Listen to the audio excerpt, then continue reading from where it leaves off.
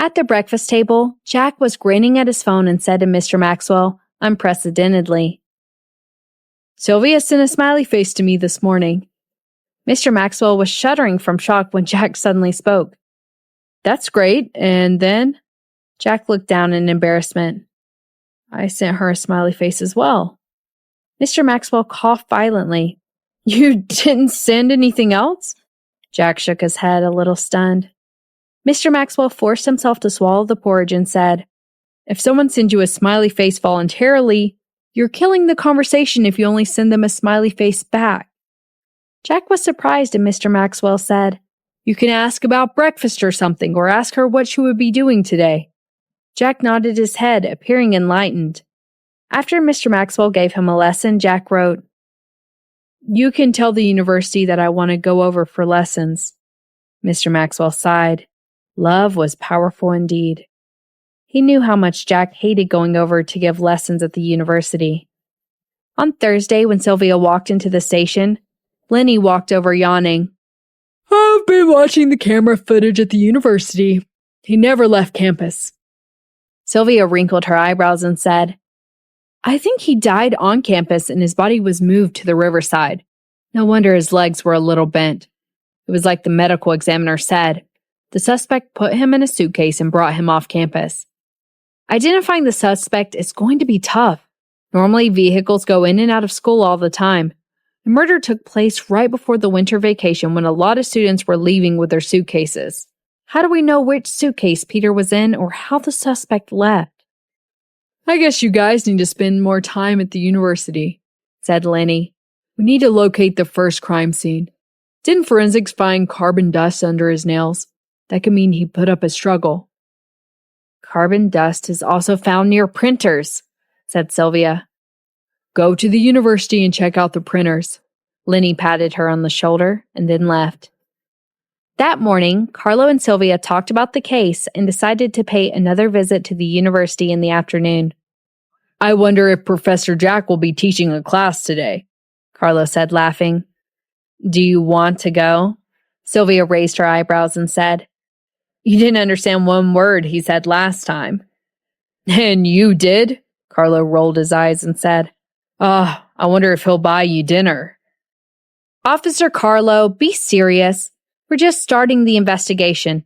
The victim's family is counting on us to solve this case," said Sylvia. They planned to head to the university together after lunch. But before they were ready to leave, Sylvia got a phone call from her family saying that her grandma wasn't feeling well. Sylvia asked if she could leave early to visit her grandma in the hospital. Carlo went to the university alone. The campus was large. He spent a long time looking for printers and asking around, but still couldn't locate the first crime scene. However, he did run into Jack. Jack looked around when he saw Carlo, then handed him a note. "Where is she?" Carlo was flattered. It was the first time Jack took the initiative to communicate with him. "Sylvia's grandma isn't feeling well. She's in the hospital," he said. Jack's eyes showed a trace of concern. "Which hospital?" he hurriedly wrote. "Professor Jack, you're not going to visit her grandma, are you?" Carlo said. "I don't think you should. You're only Sylvia's friend. Her family might not understand if you showed up unexpectedly at the hospital." Hearing that, Jack dropped his head frustratedly. Carlo was right. Also, if he went to the hospital, what would her boyfriend think? Carlo sighed. "If you really like her, you can just pursue her. Didn't she give you her phone number? Message her if you don't like to talk." Jack gave him a glance with a grievance, then wrote, "How am I supposed to pursue her?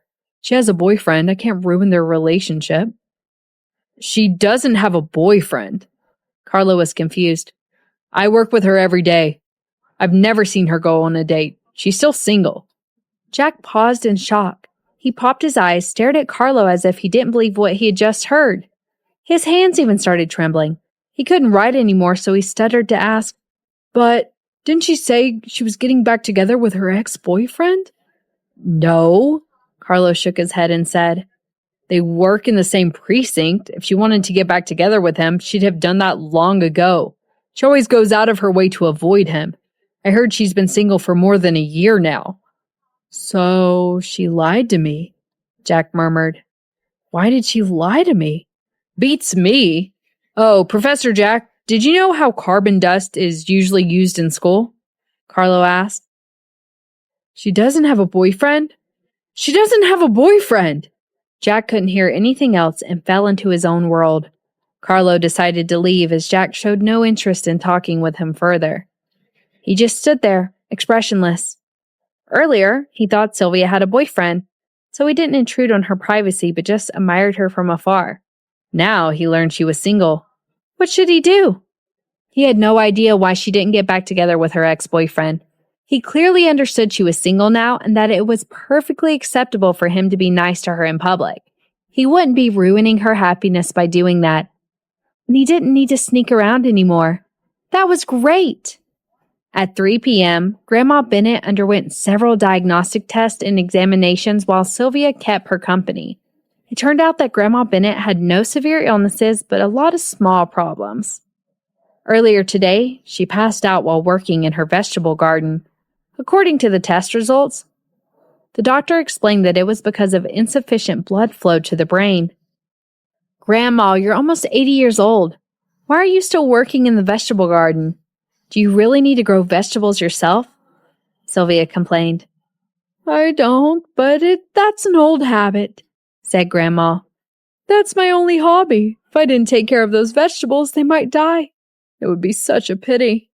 Aaron furrowed his eyebrows and said, If the steward hadn't found you lying in the garden, you might have died in this cold weather. You're not allowed to work in the garden anymore. My father will take care of those vegetables from now on.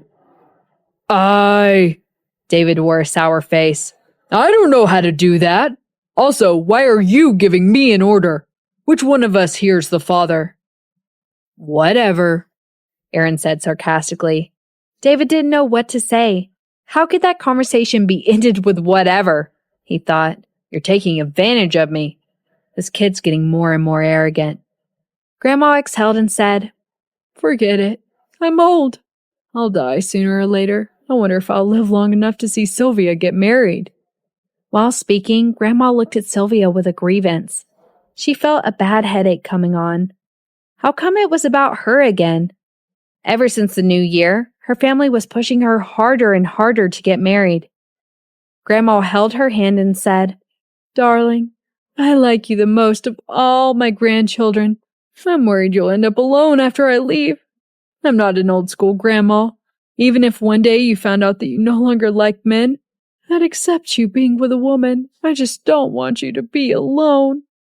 Sylvia felt the corners of her mouth twitching. David rubbed his forehead and said, I won't accept that. Grandma, don't worry. I'm straight. Sylvia patted her grandma on the shoulder. Sylvia kept her grandma company until 4 o'clock, then left the hospital. She got into the car, turned on her phone, and saw the smiley face emoji Jack had sent her. She shook her head. Is the emoji the only thing you can send? She replied to him. She was in a bad mood. Jack immediately replied to her with a crying face emoji. Sylvia honestly didn't know what to say. She didn't reply to his message again. Back at the station, she carefully read through Peter's file again and again until her stomach started to grumble. She raised her head and saw that it was already dark. Everyone had already gone home. She was there alone. She packed up her things and left in a hurry. At the door, she saw someone sitting on a chair in the hallway.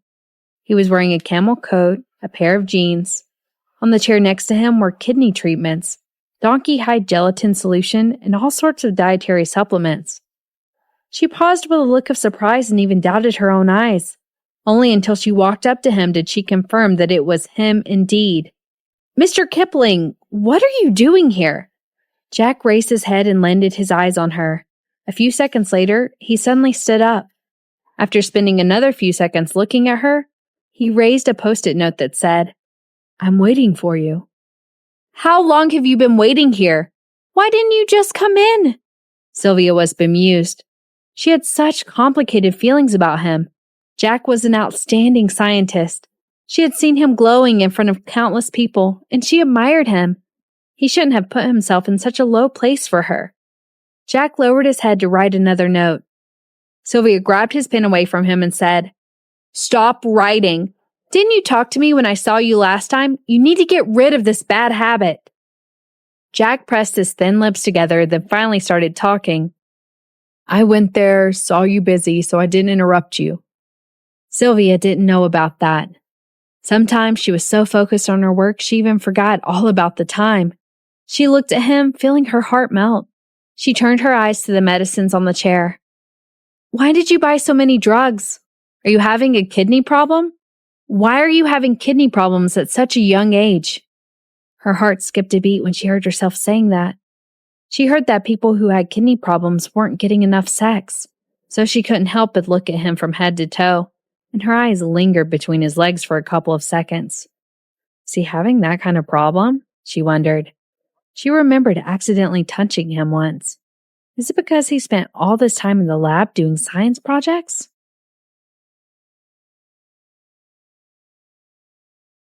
Sylvia bit her lip and looked at Jack with a sheepish smile.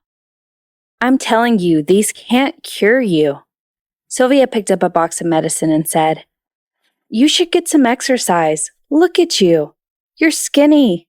If exercise doesn't work, you need to go to the hospital and see a doctor. Don't take these pills. You don't even know what's in them. Jack heard what she said and couldn't help but drop his head to look at himself. He suddenly recalled seeing one of her ex-boyfriend's pictures. I get it. You like strong ones, he said frustratedly. The grievance could be detected from his words. It had been so long, but she still liked strong boys. He thought she had gotten back together with her ex-boyfriend, so he quit exercising. If he had known she was still single, he would have developed some muscles. He could start today, though. Realizing she had probably hurt his feelings, Sylvia wanted to slap herself on the mouth. What did she say? He might be a lonely person, but he still had his pride. It's not such a big deal. Nowadays, people are all under heavy pressure. Many guys have the same problem. Jack was confused. Sylvia coughed slightly. Did she have to say it out loud straightforwardly? Just that kind of problem. What problem? Jack scratched the back of his head. Sylvia rolled her eyes. Did he really not understand, or was he just pretending not to? Forget it, she said. No, you have to make it clear. Jack refused to drop the subject. If she thought that he wasn't good enough in something, he'd need to improve. He couldn't let himself be not good enough in her eyes. Sylvia lost her patience, so she said, I meant bad in bed, making love. The thing people do to make babies. If you don't have that kind of problem, why did you get so many kidney reinforcements?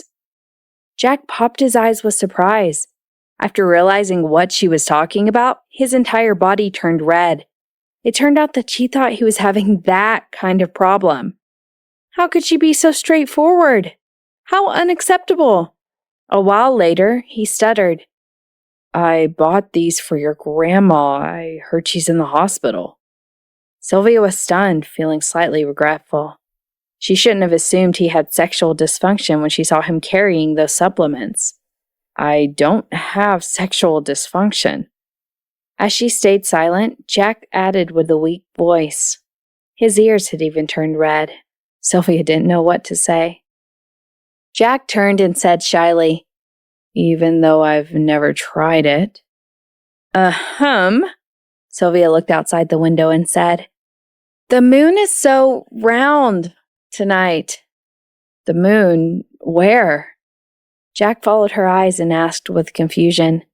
Sylvia looked carefully but didn't see the moon. At that very moment, she wished he would be mute again. She was so embarrassed. In my heart, she struggled and said with difficulty. Jack blinked, slightly moved his lips. Before he said another word, Sylvia interrupted him and said, Why have you bought these for my grandma? She doesn't have kidney problems. Hearing that, Jack dropped his head with disappointment. I bought these in the pharmacy, he said. I asked for the good and expensive medicine for elderly people, so they recommended these for me. I bought them all, but your grandma doesn't need them. What should I do? Bought the wrong medicine. Sylvia knew he meant well. It was already impressive that a man like him bought supplements for her grandma, so she hurriedly said to him, This donkey hide solution and protein powder are suitable for my grandma, though. As for the kidney problems, I think you can save them for yourself. I don't need them. Jack paused briefly, then hurriedly shook his head and said, I'm well. I'm good. Seeing his serious and anxious face, Sylvia couldn't help but laugh. Maybe you'll be even better after you've had these? Why do I need to be better? Jack gave her a sad glance. I don't have anyone to sleep with. Sylvia honestly didn't know how to respond to that. She was always a thick-skinned person, but at that moment, she felt herself blushing. Also, why was he looking at her like that? Did he want her to sleep with him? She thought for a moment, then said awkwardly, I'll give them to my grandpa. Next time, don't waste money buying these. I have received your kindness. Oh. Jack nodded, quickly lifted the shopping bags and said, Put them in your car. Sylvia opened the trunk of her car. Jack put the bags in. Under the streetlight, he looked at her with his bright eyes and said, Your car is a mess? How about I clean it for you? Sylvia stayed silent. Jack blinked and continued with, It's really a mess. All right, stop. Sylvia even wanted to cry when she heard a man call her car a mess. She was not lazy. She worked late all the time and never had the energy to clean her car. That's why it was messy. Earlier, Caitlin hired cleaning ladies for her every week. However, ever since she started rejecting blind dates, Caitlin stopped hiring cleaning ladies for her and also cut her allowance. Don't bother, it's getting late. I'll buy you dinner. She looked at the time and said. Jack swallowed his saliva and said, trembling, Are you asking me out? No, Sylvia wasn't expecting that. Okay. Jack dropped his head shyly and said, I have time. Sylvia was shocked. She very much wanted to say out loud that she had not done that. He came to her and brought her gifts, so she should take him out to dinner to thank him. But seeing him act like a happy little boy, she gave up explaining. It was just dinner. It didn't matter who invited whom. What are we going to eat? Sylvia asked. Jack only ate vegetables, but knew she liked meat. He also remembered that she seemed to enjoy the steak back in France, so he hurriedly said, Steak. Great, we're going for barbecue. Sylvia stretched herself and said, It's getting warm. A barbecue is our best bet. Come on, get in the car. Once she turned around, Jack grasped the corner of her shirt. I said steak, Jack murmured. I know. I didn't say we'd follow your advice. I just wanted to know what was on your mind. Don't take what a girl says too seriously. Sylvia couldn't help but rub his hair. He looked like a fluffy little animal. It felt different from rubbing her dog's fur. After she got into the car, Jack touched his own head. He sensed sweetness from his heart. Why did he feel so comfortable when she touched him? What are you waiting for? Get in. Sylvia hastened him. Jack opened the door of the back seat. I'm not your chauffeur. Sit in the front, Sylvia said. Jack paused for a few seconds, then hopped in the front and buckled himself up. The spring in Rosewood City was always warm. At night, many young people came out to drink and hang out. The snack street was especially busy. Most of the seats were taken. Jack frowned when he saw all those people. He had never been to a place like that before. Sylvia walked straight into a restaurant, ordered fries, barbecue, roast chicken, then handed the menu to Jack. You can order some grilled vegetables. If you don't like spicy food, tell the chef not to put chili sauce in yours. He took his time reading the menu, then ordered grilled potatoes, eggplant, sweet corn, and mushrooms. The vegetables were served first. He tried a small piece of grilled eggplant, then nodded approvingly with glowing eyes. It's good, isn't it? Sylvia laughed. Eating vegetables at home every day must be so boring. You should come out and relax once in a while. Jack swallowed the food, then wiped his mouth and said with a frown, I don't want to come here alone. You can invite Mr. Maxwell, said Sylvia. Jack imagined sitting in front of Mr. Maxwell in that restaurant, then shook his head and said, No. Sylvia didn't know what to say. Can I invite you? He asked in a low voice. Sylvia's cheeks reddened a little. Jack wasn't trying to hide his feelings. She could surely sense it. They hadn't seen each other for half a year, but he was still nice to her as always. She was scared once because her father told her the projects that he was working on were not the same as normal scientific projects. She could feel it. She and her colleagues had to protect him in Europe. In addition to them, he had a bodyguard protecting him. She didn't understand why he was now teaching classes at a university, but she guessed that was only temporary. He was such an outstanding scientist after all. When she didn't respond, Jack said in a muffled voice, "You don't have a boyfriend. You lied to me." A trace of guilt appeared on Sylvia's face. She did lie when she rejected him. She wanted him to stop pursuing her. When she saw him being taken away by the police at the airport, however, she regretted it. "I'm sorry." "It's okay." Standing in front of her, he grinned happily like a little boy. Sylvia was amazed. She had no idea why he was so happy. Jack soon finished the food he ordered, leaving Sylvia to finish up alone. He watched her eat the shrimp she ordered. He couldn't help but furrow his eyebrows. At last, he reached out his hand and dragged the serving plate toward himself. Sylvia stopped and sighed. This was happening again. "What are you doing? I don't want to lecture on my food choices again," Sylvia said.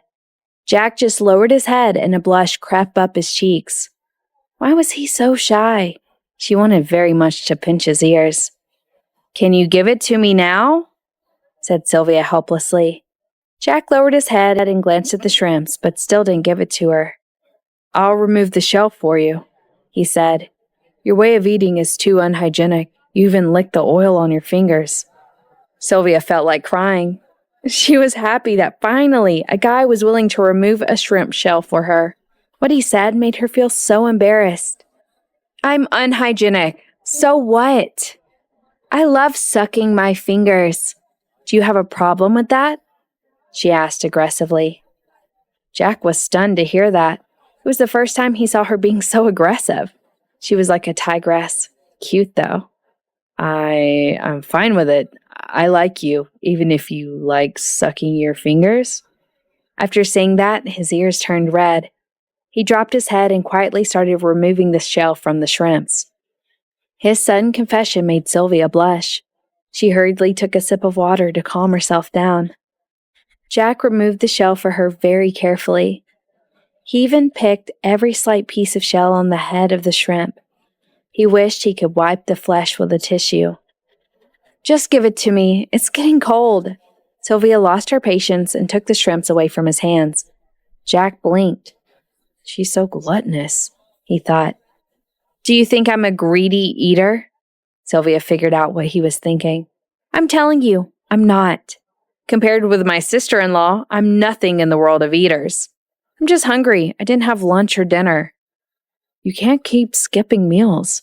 Jack, on hearing that, wore a serious look. "Skipping meals isn't healthy." Sylvia almost burst out laughing. "You sound like my father, really." He sounded like a retired official. What young guy would talk like that? Jack was so anxious that his face even reddened. "I don't want to be your father. I want to be your...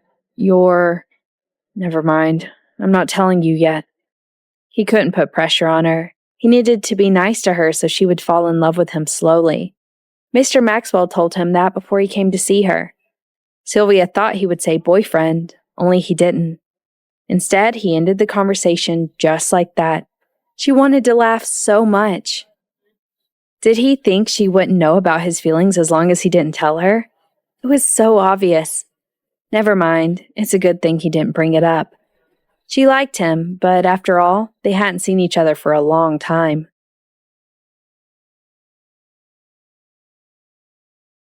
Sylvia smiled. It felt nice to have somebody remove the shells for her. Jack was slow but willing to do that for her. Finally, she didn't need to always be jealous of other girls. She would have felt better if she had a nice and gentle brother to care for her, but her brother was a master of making her feel worse. Every time her brother hurt her, she wanted a man to care for her. Jack removed the shells of all the shrimps, then looked at the oil on his fingers. Thinking that Sylvia liked sucking fingers, he had an itch in his heart. Without thinking much, he said to her, Look, I have so much oil on my fingers. Don't you like sucking fingers? Would you like to suck mine? Sylvia was drinking water. Hearing his words, she spat the water in her mouth and had her entire face turn red. What did he say? She dropped the glass, glared at him, and said through clenched teeth, Good for you, Jack. You've learned to take advantage of me, haven't you? I didn't, said Jack with an innocent expression. You didn't? Are you serious? Sylvia complained. Who are you to me? How can I suck your fingers? We shouldn't suck other people's fingers, should we? Jack blinked, thought for a moment, then said, No, not really, but I don't mind sucking yours. You're not like the others to me. He immediately regretted saying that. Once again, he accidentally revealed his thoughts. Sylvia rubbed her forehead speechlessly. She almost slapped the table. I'm not asking if you mind or not. I mind, okay? I'm not a lascivious girl. I don't mind you being lascivious, Jack said shyly. Sylvia didn't know what to say. She felt as if he was from another world. She let out a breath. He'd piss my brother off badly if the two of them had to spend any time with each other, she thought. She spent a moment picturing that scene and found it not so bad. Thank you. I don't want to be lascivious. She took a deep breath and said, Okay. Jack dropped his head disappointedly, then wiped his fingers one by one with tissues. After finishing her meal, Sylvia asked the waiter for the bill. Jack hurriedly took out his wallet. I'll get the bill, Sylvia said. She ordered more food than he did, and it was her idea to go out to dinner. Jack shook his head quickly. He had never gone on a date before, but he understood that a guy shouldn't let a girl pay for dinner. Mr. Maxwell had also warned him that having the girl pay the bill on a date would be a huge mistake. He worried that Sylvia might pay the bill before he did, so he quickly took a wad of bills out of his wallet. We don't have cash for change, said the waiter apologetically. Could you give me your card instead? Jack was so confused. He was new to technology, and he didn't have any idea how to do that. Sylvia figured he had no idea, so she hurriedly said, I'll pay the bill. You can buy me dinner next time. Jack instantly shook his head. No, that would not happen. Keep the change. He finally came up with an idea. Thank you, said the waiter happily. No, Sylvia didn't agree with that, then said to the waiter, You can give me the change. The waiter pulled a long face. While turning around, he murmured, What a stingy woman. Sylvia was infuriated to hear that. Jack turned and said to her, You're not stingy. Sylvia nodded. Thankfully, he knew her well enough. $10 meant nothing to her, but the restaurant didn't offer her any discounts, so why should she pay more? Her money was earned through effort. You're trying to save money for me, Jack continued. Sylvia stayed silent. Why was the conversation getting a little strange? Jack looked at her deeply in the eyes and said, Sylvia, you really are a thrifty girl who knows how to live life. Sylvia wanted to bury her head in her arms. What did she just hear? Someone just called her thrifty? God. He was having some huge misconceptions about her. Since she was a little girl, her family had always complained about how extravagantly she spent money and how hard it was for her to save anything. For the first time, someone told her she was thrifty. She nodded without thinking, said, You're right. My parents always taught me to work hard and save money since I was a little girl. Every penny should be spent wisely. Jack nodded. Sylvia's parents were so good at educating their daughter. But, Sylvia continued with, I never managed to do that. Jack didn't know how to respond to that. The stillness lasted for a few seconds. Jack had never been through something like that. After a short daze, he hurriedly said, It's okay. I have money and I don't spend much. I'll give you my money. This guy seems to be so innocent normally, and turns out to be pretty smart, Sylvia thought. To be honest, if he tried to convince her to save money, she might stop giving him any chance.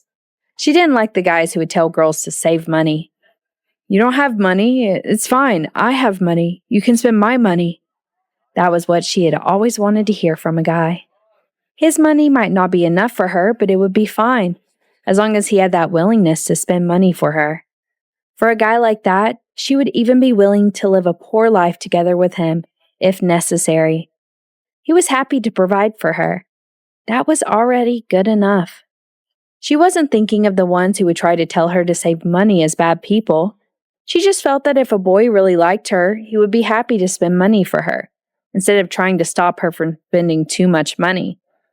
Also, her family environment made her hate being restrained.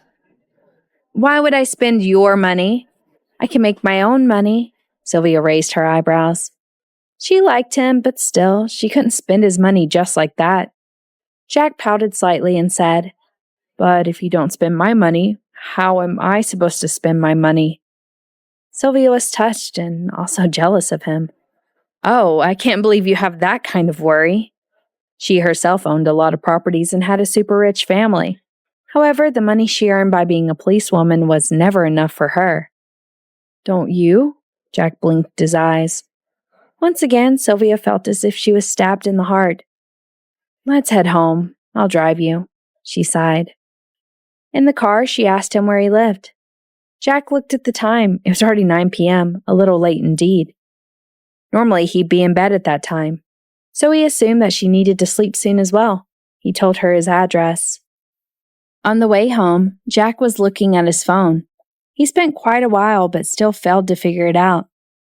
"How do you put money in your account?" he asked Sylvia. "You need to visit a bank for that." Sylvia parked the car, then picked up her phone, sent him $10.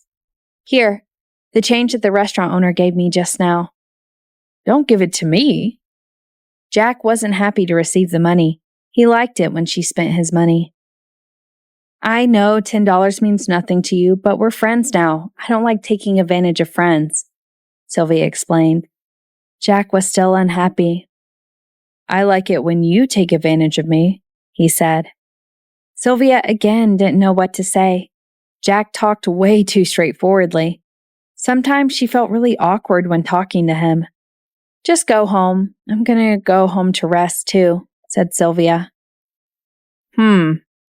Jack opened the door, put a foot out of the car, then asked her another question. "When can I clean your car?" He didn't forget about that. Sylvia found it both funny and annoying. She looked at his serious face and said to him, "I don't want you to clean my car." She knew clearly that he was trying to create a chance to get close to her. "I'm good at cleaning," Jack said disappointedly. "But I could use some company for shopping, eating, and movies," Sylvia continued with. "Do you have time?" "What?" Jack blinked. It took him a while to react. Yeah. But I'm working on the case recently. We'll do those things when I have time," said Sylvia. "Oh, can you ask your colleague about how carbon powders are normally used in colleges, except for making copies?" Jack scratched the back of his head. Sylvia explained to him. Peter had carbon powder in his nails. "Carbon dust?" Jack furrowed his brows into a deep frown and said, "I think someone talked to me about carbon dust a couple of days ago." Sylvia's eyes glowed. She walked to him, grabbed his collar, and pulled him toward herself, saying, "Think carefully. Who talked to you about it? Was it Peter?" Jack gazed at her face. It was the first time he looked at her so closely. The streetlights shot into the car, brightened her face, left shadows under her long eyelashes. Her glowing eyes were fixed on his face, so tempting, seemed to even swallow him. Looking at her in the eyes, Jack's brain went blank for a moment. His brain buzzed as he murmured, "Your eyes are so beautiful." Only after hearing that did Sylvia notice how close they were to each other.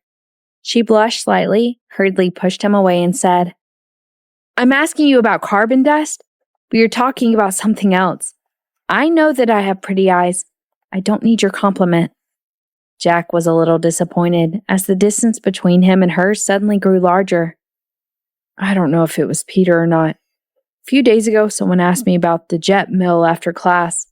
That's a type of machine that's able to produce carbon dust. He said that the current size distribution isn't enough, so he asked me if he can use the air compressor for further differentiation and compression." "Jet mill, that's it!"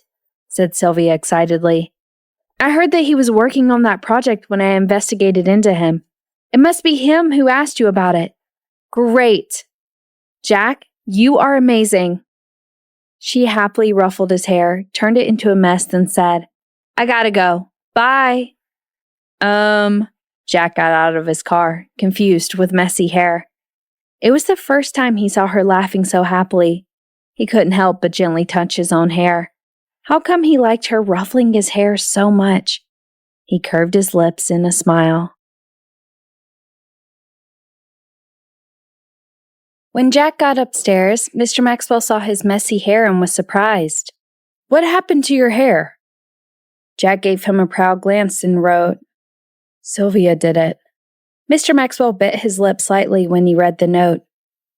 Go take a shower and blow it out. Jack shook his head, then walked to the mirror, looked at himself in it, smiled sweetly, and said, Sylvia made my hair look so good. Mr. Maxwell felt very speechless. His hair did not look good at all. Sylvia might even be able to make you feel amazing by slapping you on the face, thought Mr. Maxwell.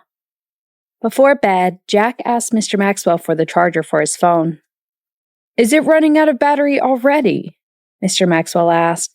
His phone was fully charged earlier today before he left home. Jack glanced at the phone and said, 95% left. I want it fully charged in case it died when Sylvia invited me for dinner or a movie or something else. Mr. Maxwell rested his forehead on a palm and said, Don't worry, your phone certainly won't turn off until tomorrow morning. That phone would stay on probably until the day after tomorrow. Besides, she wouldn't contact him during the night. She needed to sleep. Jack shook his head determinedly and said, No, what if it does turn itself off? Mr. Maxwell sighed. He had no choice but to let the boy do whatever he wanted. Jack was willing to talk now. It was a good thing anyway. Sylvia went home, checked her phone, and found a new message from Jack. Are you home yet? Let me know when you get home. Sylvia was a little surprised. She wasn't expecting him to be so caring. I'm home, she replied. Jack sent her another message within 1 second. Good. I had a great time having dinner together with you.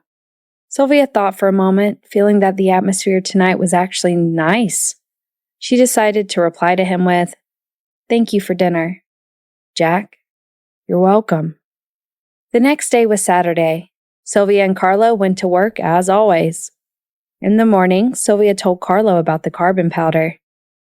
I met Professor Jack yesterday and asked him about it. He didn't say one word to me. How come he told you? Carlo complained.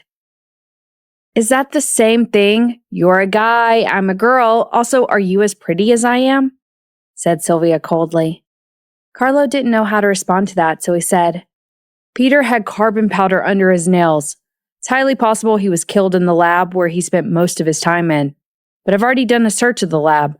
No carbon dust was found at all. It means the place has been cleaned. Sylvia made eye contact with him and then added, I think we need to visit the lab again without colleagues from the technology department. Anyway, I think we're now sure he was killed on campus.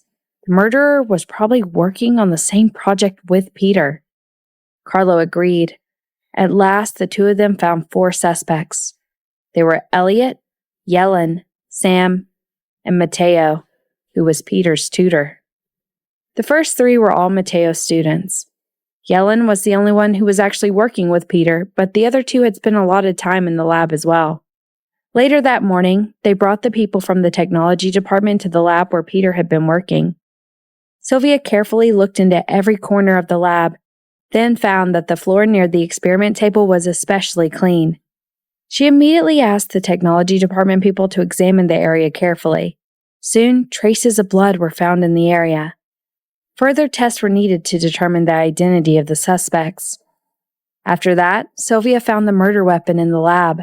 She focused on work until Fred's voice, who came from the technology department, was heard. I'm sorry, police officers are working here. You can't come in. Did you come here to deliver food? To whom? Sylvia? Hearing her name, Sylvia crawled out from under the table and saw Jack standing at the door. He was wearing a long white coat with a blue shirt and tie. He was well dressed, but his hair was such a mess. Why? His hair looked exactly like it was the night when she said goodbye to him.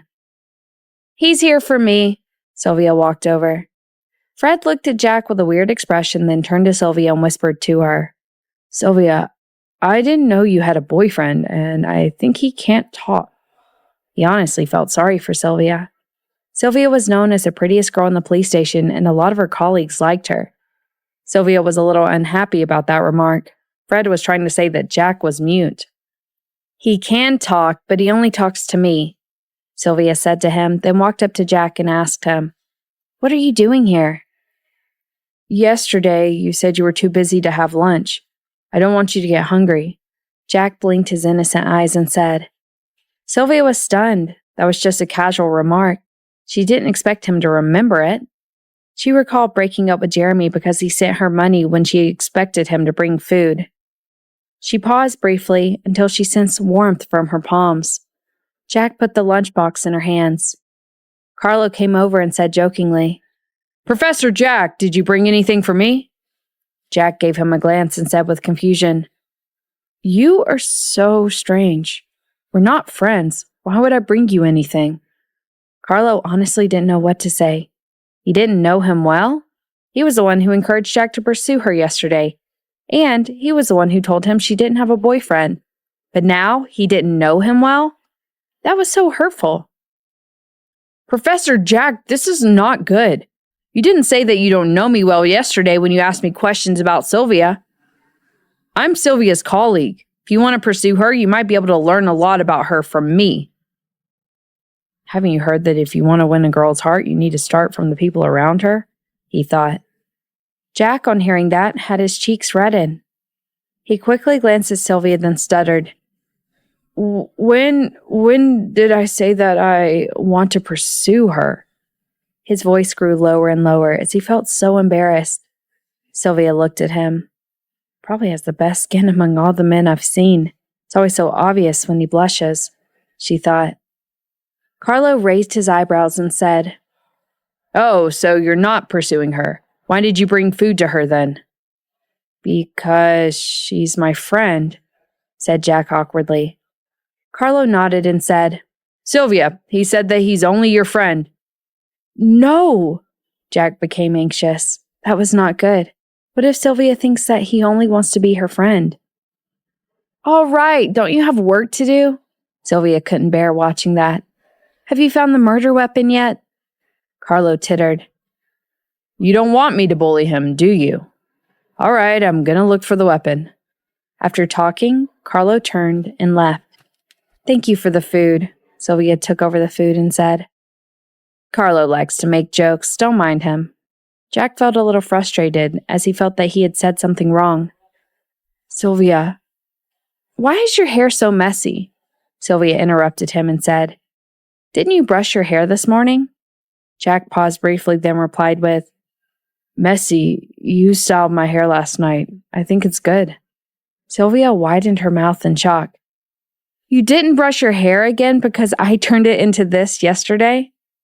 Jack dropped his head, dragged a lock of his hair embarrassedly, and said, "I like what you did with it. I didn't want to change it. I even slept carefully last night." Sylvia had such a complicated feeling when she heard that. She didn't know what to say. She was in a good mood last night and she rubbed his hair on purpose. He didn't blame her for that, but he kept his hair messy instead. How silly. Sylvia honestly didn't know what to say about it. She even felt a hint of heartache. Sylvia recalled how she always treasured Jeremy like he was the most important person in the world. It was the very first time someone treasured her wholeheartedly.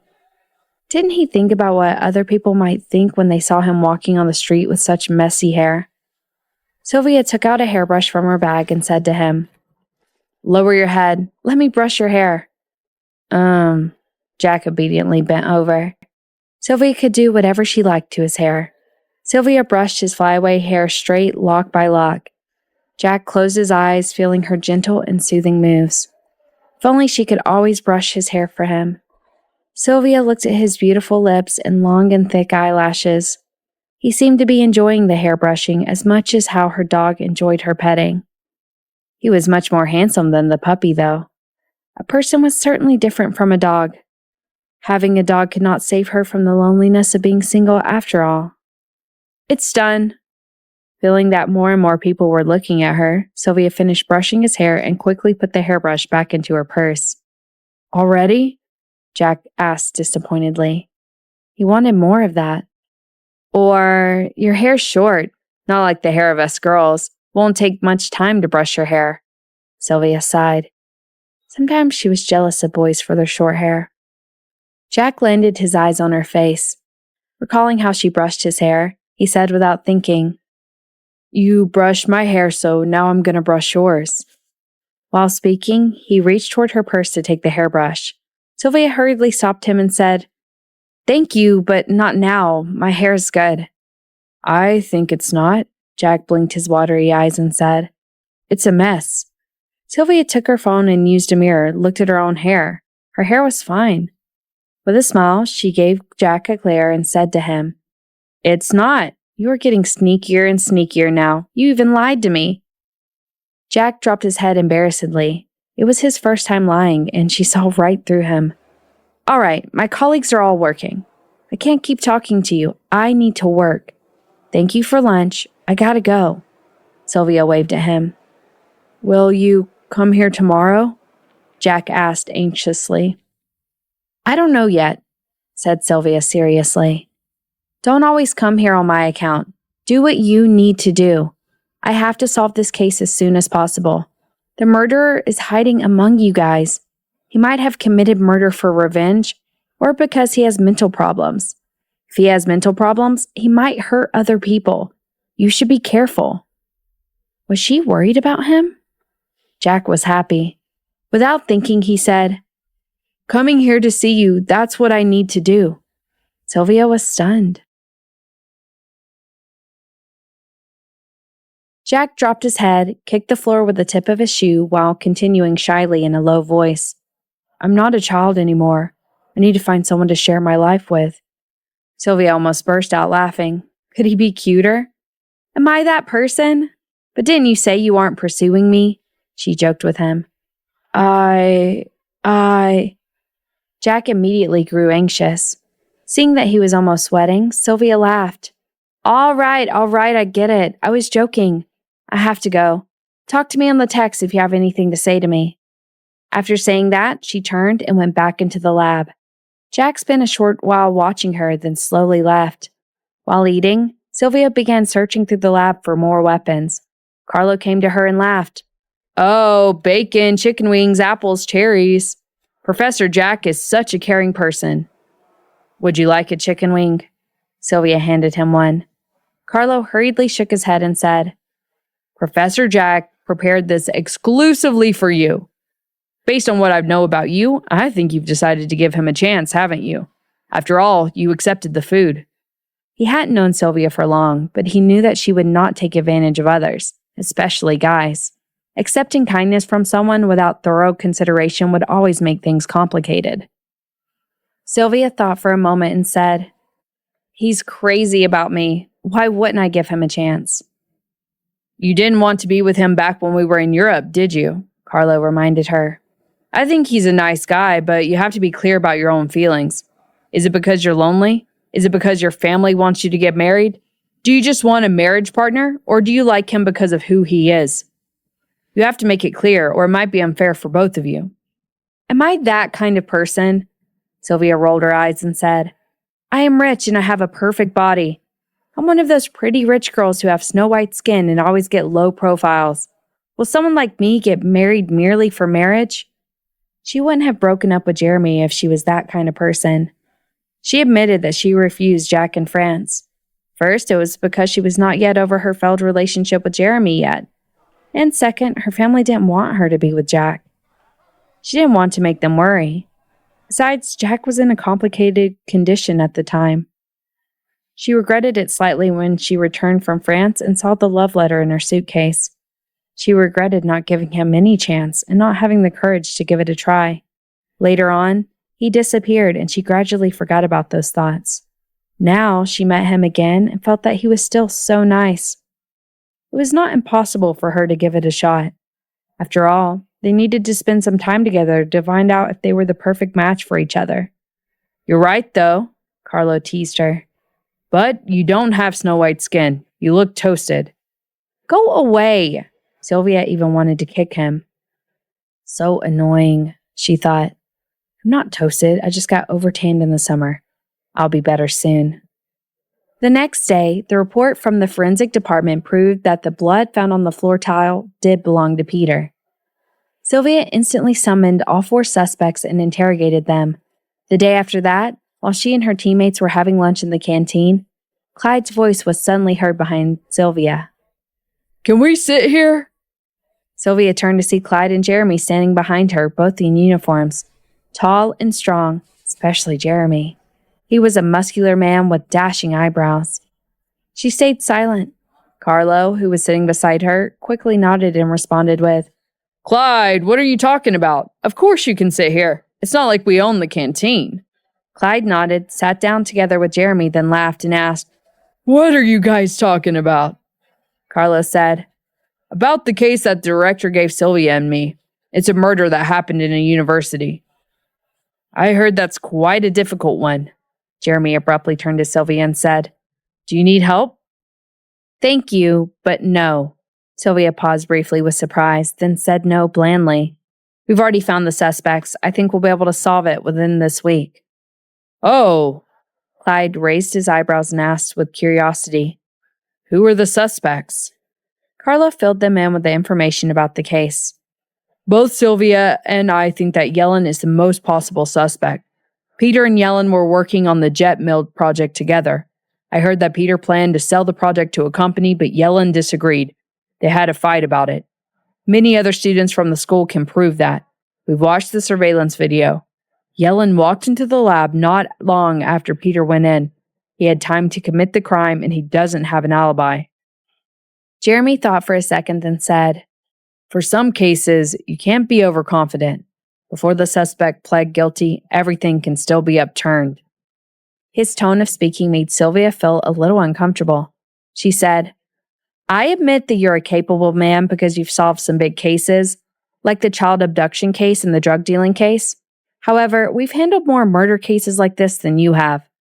The atmosphere was a little tense for a moment. Jeremy responded with a frown. "Sylvia, you are indeed a more experienced police officer than I am, but all the cases you solved before were small. Also, I heard that you guys haven't even found the weapon yet." "How do you know we haven't found the murder weapon?" Sylvia felt a little annoyed. "Did you ask around about it? It's our case, isn't it? We're not even on the same team." "I care about you," said Jeremy with a complicated tone of speaking. "The victim is a PhD student, a talented student from the Department of Physics. Only the smart ones are allowed in the lab. I think you should be more cautious about the case." "Thank you for your advice. I will." Sylvia dropped her fork, stood up, and left. Lenny hurriedly caught up with her and said, "He was just saying, why are you so angry?" Sylvia responded with, "I'm not angry. I'm annoyed. I work on the case day and night. I spend so much time watching the surveillance videos that my eyeballs are sore. Yet he lectured me like that, and he questioned my judgment? Does he really think that he's the best at our station? Does he know about the case? Did he ever take part in our work?" "I think you're in the wrong mindset." Lenny raised her brows and said honestly, "Captain has said the same to you, and you accept it humbly. How come you feel so uncomfortable hearing those words from Jeremy? Sylvia, to be honest, even though you guys broke up peacefully a long time ago, I still feel like you've been extra unfriendly to him. You two are colleagues. If his team and ours ever need to work together, your attitude is going to make things troublesome." Sylvia was stunned. She realized Lenny was right. "Maybe you're not over him yet? Is that right?" Lenny asked. "You still care about him and what he said because you can't get over him." Sylvia gave a start and said, That's nonsense. Maybe I'm just feeling a little uncomfortable. I've been a policewoman for years, but I feel that I'm worse than him on everything.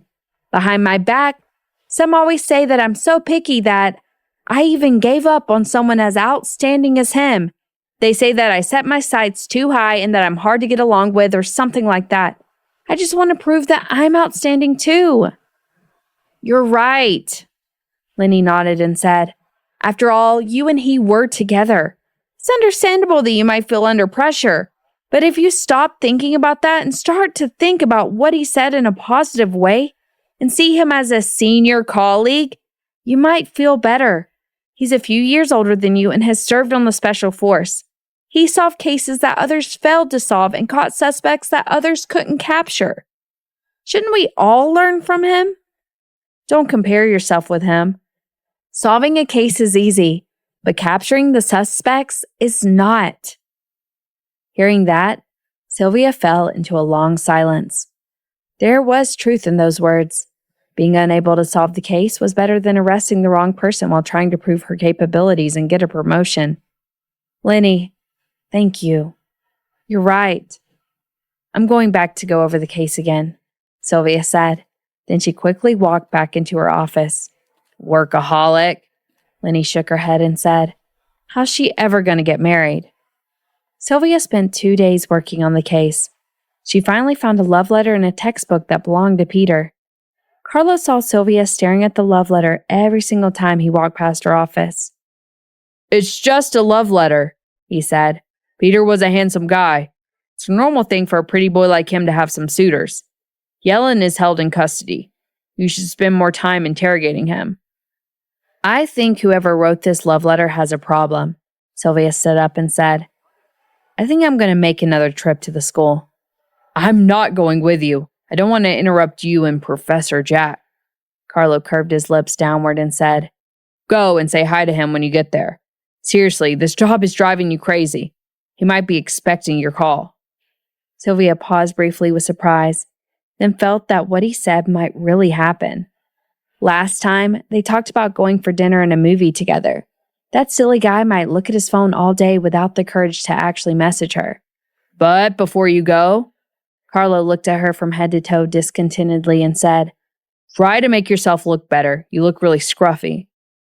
"What's so wrong about the way I look? Scruffiness can be a different kind of beauty," Sylvia snorted. Then she packed up her things and went downstairs. In the car, she looked at herself in the mirror. She had been working many extra hours lately and did look a little sallow. She hurriedly picked up her foundation, refined her makeup, and put on some lipstick. On her way, she texted Jack to let him know that she would be at the school soon.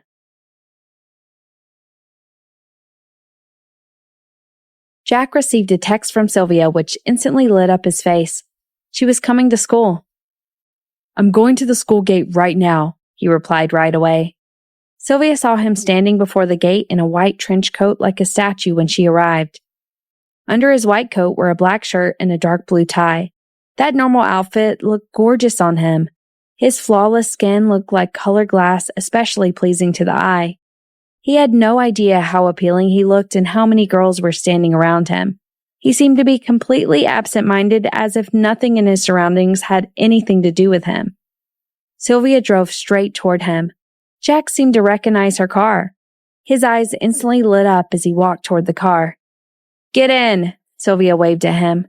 She liked it when he could see nobody but her. Jack sat in the front seat. Sylvia showed her police badge, then the guard let her in.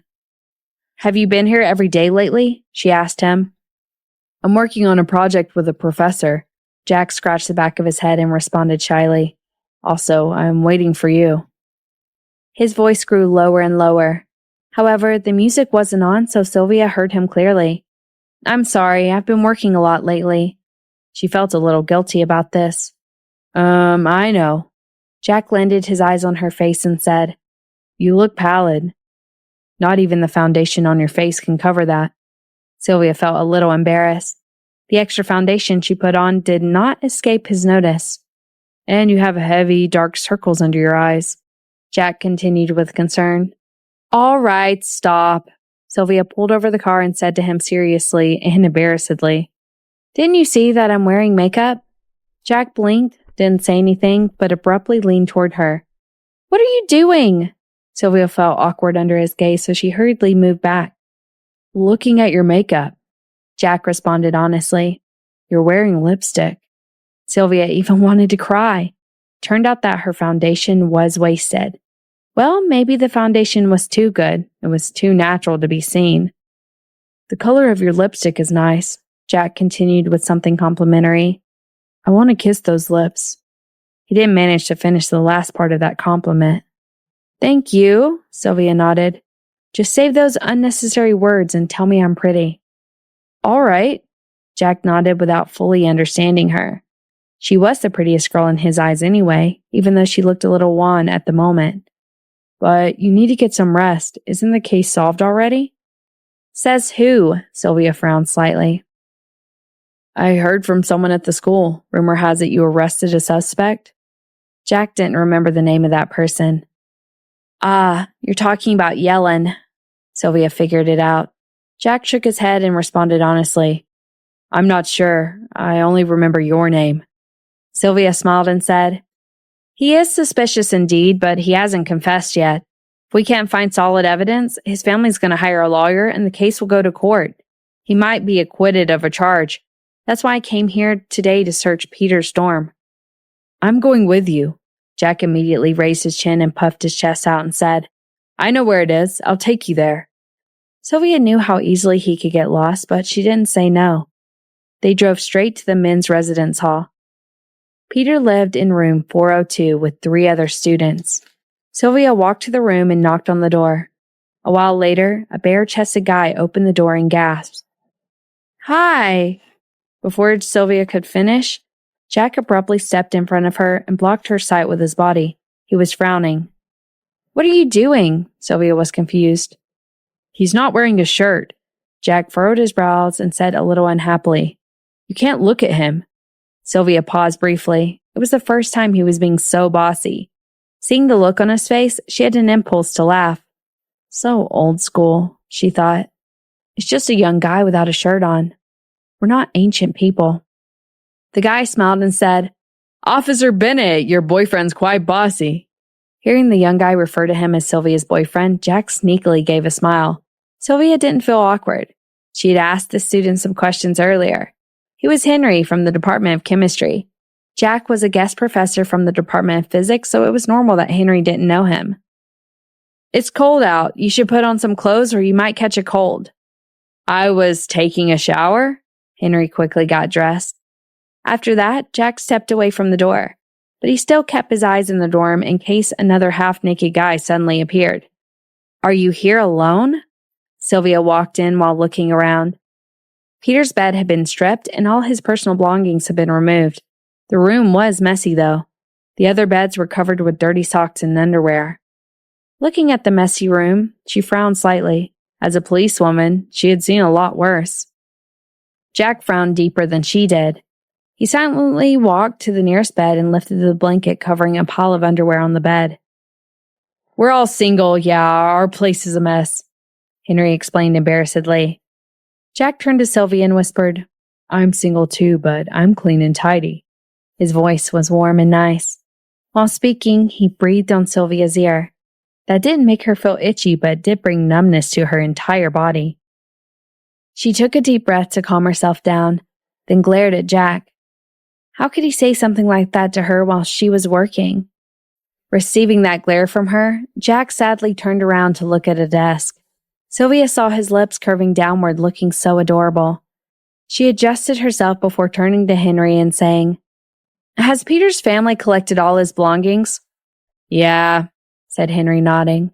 It's really sad. How come he's suddenly gone? He and Yellen never liked each other. They often argued about their studies. Sylvia took out the love letter, unfolded it, then asked Henry, Do you know who wrote Peter this love letter? Did he receive any other letters like this? Henry read the love letter carefully, then shook his head and said, Guys like us stay in the lab every single day. We're nerds. We don't have romance on our minds, so not many people like us. Sylvia was a little disappointed. Henry scratched his cheek and said, This handwriting looks a little familiar. I think I've seen it somewhere before. Think carefully. I don't remember. Henry spent a short while thinking, then shrugged his shoulders and asked, Do you think the person who wrote this is the killer? No, I just don't want to overlook anything. Sylvia left the dorm and headed toward the lab. Jack followed behind her. The two of them spent a long while walking in the school. It was getting dark. "It's late," Jack said. "Shall we have some dinner first?"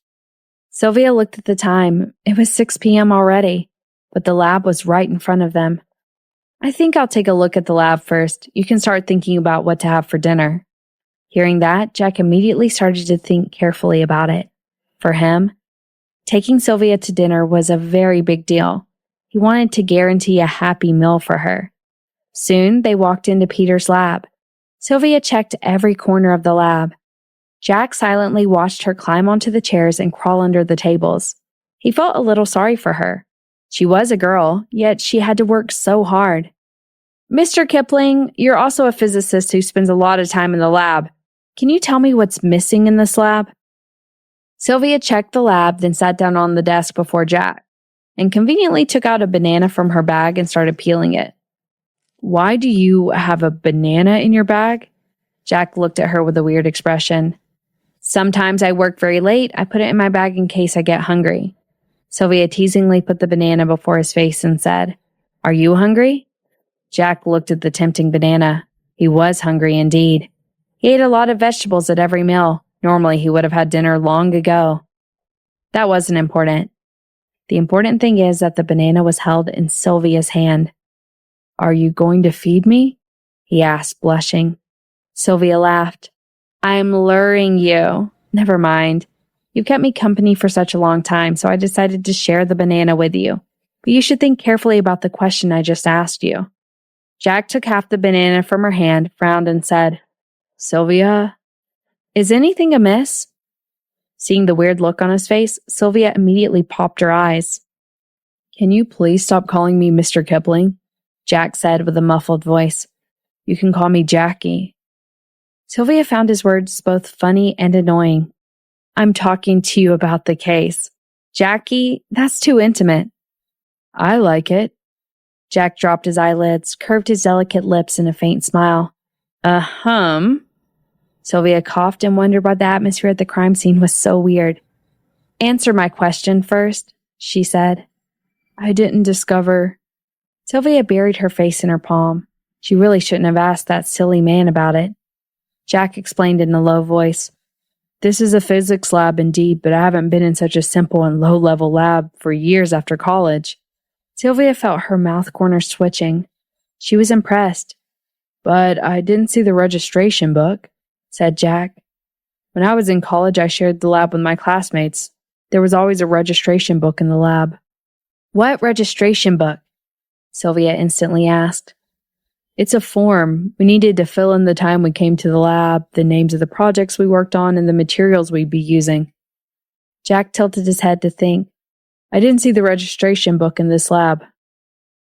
"Are you sure there's always a registration book in each lab?" Sylvia was surprised. She'd never seen one before and was sure none of her colleagues had taken a book like that from the lab. The police checked the surveillance videos and queried the people from the lab to find out who had been there on the day of the murder. Jack nodded affirmatively and said, "Even I need to register my name when entering the labs in this school, not to mention the students. There was a registration book in the dorm we just visited now. This laboratory building is much more strictly managed than the dorm." It was the first time Sylvia had heard him speak so many words in one breath. Every word he said reminded her of what she missed, like a bomb. "You're right, but there's a surveillance camera at the door. From the surveillance videos, we can learn who came into the lab and when they came. Why was the registration book removed? Did the murderer take it? Is it just missing? Let's go. I have some questions for the person responsible for this lab." "Sylvia, did I just help you?" Jack asked. "Of course, you helped me twice. Every time you showed me a new way when there was a dead end. You're awesome." After saying that, Sylvia found him bent over, his head lowered. "What are you doing?" she asked. "Waiting for you to rub my hair," Jack said expectantly and shyly, raising his eyes. "You're not a dog." Sylvia paused briefly with a surprised look on her face, then burst out laughing. Jack pressed his lips together, then thought for a moment and said, "I can be your little wolf dog to protect you." "You, little wolf dog?" Sylvia laughed. "You're more like a puppy." Jack furrowed his eyebrows. He didn't know what kind of dog a puppy was. Whatever, as long as you like it. Sylvia didn't know what to say. He used to feel shy, but now he had become thick-skinned. Jack, do you have self-esteem? I mean it. Jack disappointedly dropped his head and finished the rest of his banana. While chewing, he looked at her with grievance. Sylvia's heart melted. Oh my, he's so much cuter than my dog, she thought to herself. Sylvia, the banana was delicious. His voice was soft and sweet. Hearing that voice, Sylvia wanted to rush straight to the market to buy him more bananas. How can he be so cute? She had always considered herself a strong, cold-hearted girl, but now she was all softened by him.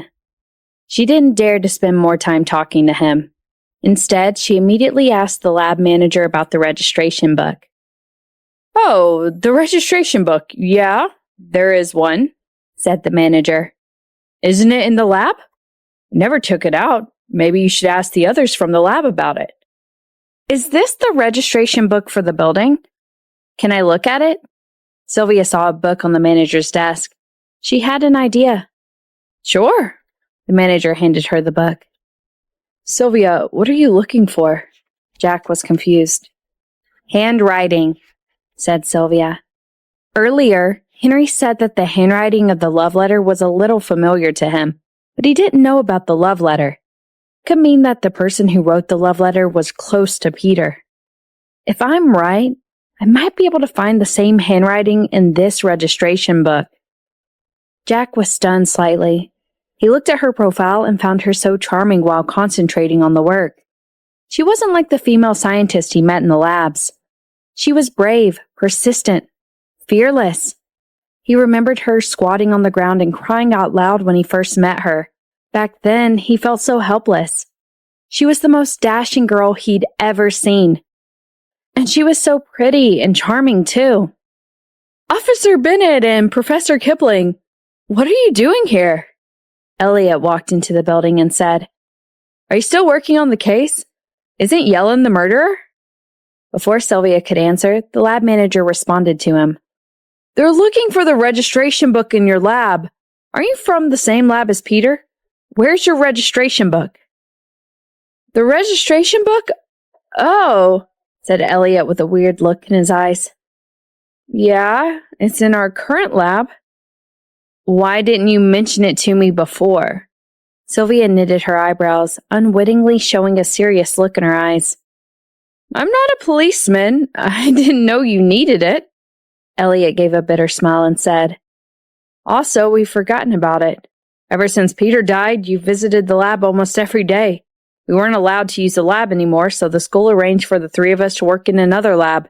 We brought the registration book there. We have to keep a daily record. All right, take us to get it. Sylvia handed the book in her hand to the lab manager. It's on the top floor. Elliot guided Sylvia and Jack toward the elevator. The building was almost empty at night. Their footsteps echoed through the hallway. While walking, Sylvia was thinking about the handwriting she had just noticed in the registration book. A few characters looked just like the characters in the love letter. Officer Bennett, this is the lab. Elliot opened the door with a key. The lab was small, but a few large devices were set in there. The curtains were drawn. Sylvia walked in and took a quick look around the room. Here. Elliot strode to a table and took out a notebook from a drawer. Sylvia hurriedly took the book and opened it. The first thing she saw was the entry Peter made on the day he died.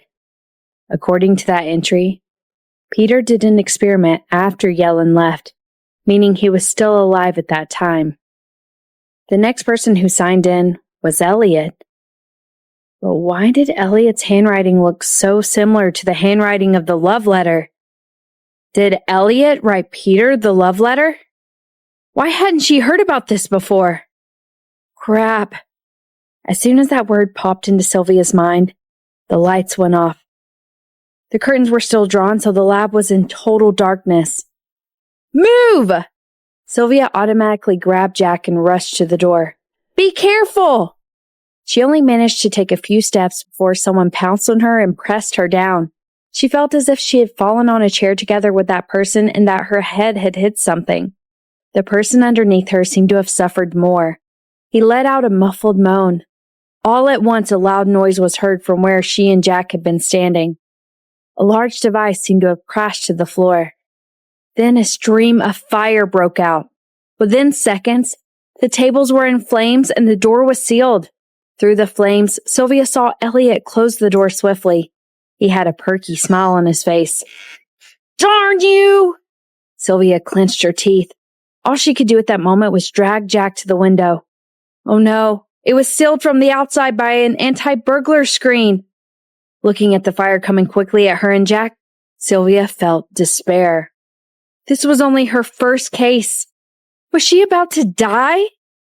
Even if there was no anti-burglar screen, they still wouldn't be able to jump out the window. The lab was on the 9th floor.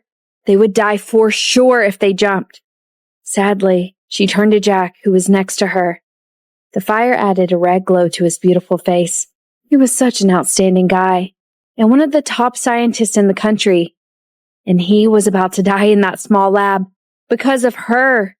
Had she known this would happen, she would never have become friends with him. "I'm so sorry for dragging you into this," Sylvia said with a trembling voice, holding his hands tightly. "Move!"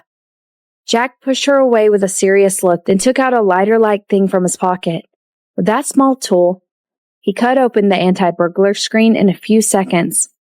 Then he unstrapped his belt, tied one end of it onto the anti-burglar window, pulled out a very thin thread from the belt. He tied the thread on his waist, then turned and said to Sylvia, "Lie on my back, we'll go down slowly." Sylvia was astounded. With this thread? "This is a nanometer wire." Jack wrapped the wire around himself, then said to her, "Button up your shirt." Under that circumstance, Sylvia had no choice but to follow every word the scientist said. She found it interesting. Normally, he always followed her instructions, but when he gave his orders, she automatically listened to him. While she was buttoning up her shirt, Jack took out a bottle of liquid and sprayed it on his back. Then he said to her anxiously, "Come on, get on my back." Sylvia had no time to think. She jumped onto his back and found herself sticking to him. "What did you put on your back?" "The super glue I invented. Not even a truck can separate us now," Jack said while crawling out the window. Suddenly, the curtain caught fire. Sylvia was hanging outside the window. She had received all kinds of training when she was in school, but at that moment, there was no safety gear on her at all. She was shaking with fear. Hurry up! Your spider thread's on fire!" "It's nanometer wire, not spider thread," Jack corrected her seriously. Sylvia almost collapsed. "This isn't the time to argue over that! Just get me down!" Jack held the wire, stepped on the wall, and moved slowly downward. "The fire can't break it. It's fireproof and waterproof." "I'm impressed. If I survive this, you've got to get me some of that thread." Sylvia held his neck tightly. Jack's face had reddened entirely. The wire wrapped on one of his hands. It was super thin, and his hand started bleeding once he moved a slight distance downward. "Your hand!" Sylvia saw his blood. She clearly understood that the wire would certainly break his skin, as it needed to hold the weight of 2 adults. His waist must be in severe pain too. Suddenly, she figured out why he had tied the wire on himself but used the superglue on her. He didn't want her to get hurt. She felt so complicated at that moment. She realized how shallow she was before. She always wanted a tall and strong boyfriend, and never liked the slim ones like Jack. She admired him, but didn't want a boyfriend like him. But now she discovered that he was so much stronger than she thought. He didn't have strong muscles. Yet, once he defeated a sturdy guy in the police station very easily. Now he had saved her from the fire on the 9th floor. He was more outstanding than most. Sylvia blamed herself for not realizing that earlier. She looked at his face that was red under the fire's glow, and for the first time understood that he had always been her most stalwart supporter. Finally, they landed on the ground. Jack stumbled to steady himself. Sweat was streaming down his forehead. His hands were covered in blood. "Let me see your hands," said Sylvia. Then she immediately cradled them in hers. Jack pulled his hands away, then took off his coat to separate himself from Sylvia. Go and catch him," he said, gasping for breath. "Be careful!" Sylvia was worried sick about him, but letting Elliot escape would be worse. "Call the police! Call the fire department!" she shouted. Then she darted to the gate of the building. It would take Elliot a while to get from the 9th floor. She and Jack had made a quick escape, though, so she might still be able to catch him. While running, she threw off her coat, which was sticking to Jack's coat. By the time she got to the gate, Elliot was running out of the building shouting, "Fire! Help!"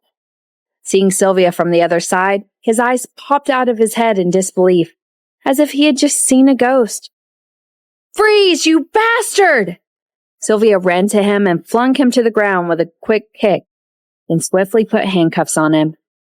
At that moment, the fire had caught the attention of numerous students and teachers in the school. The lab manager ran out of the building. Seeing what was happening, he stammered, Officer Bennett!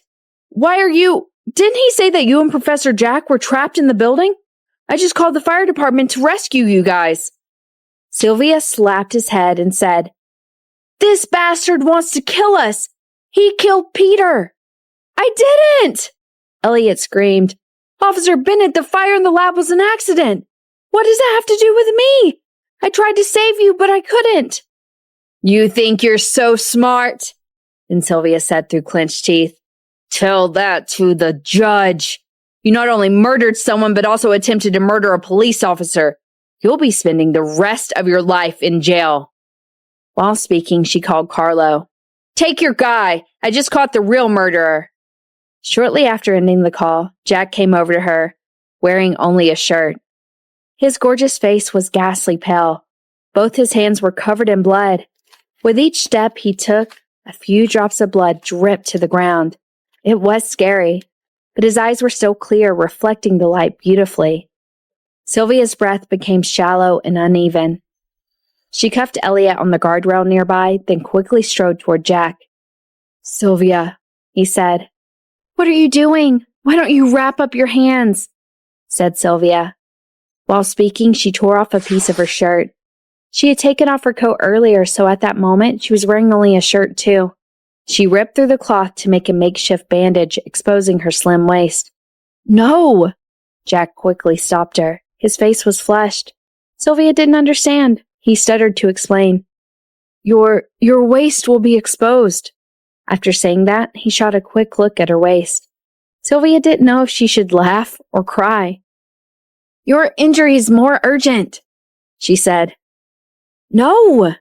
Jack shook his head and said, "Tear off a piece of my shirt." Sylvia had no choice but to tear off the lower part of his shirt to wrap his hands to stop the bleeding.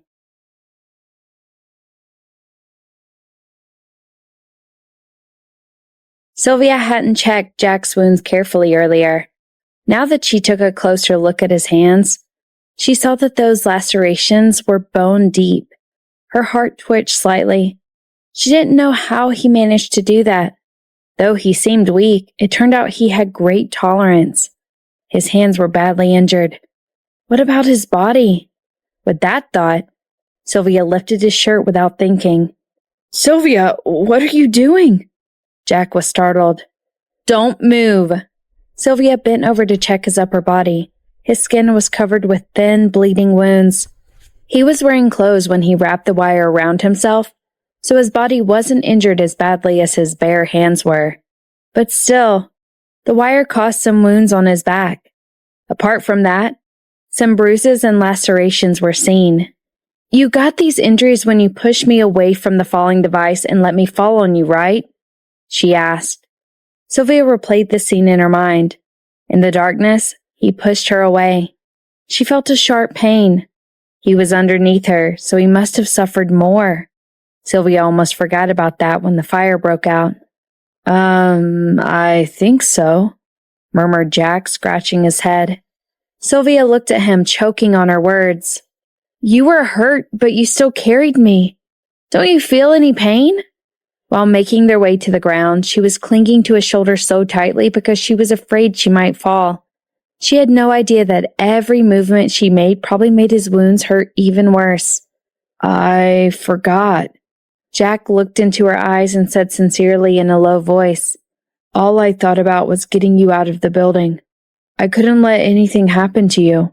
Jack, you're an idiot!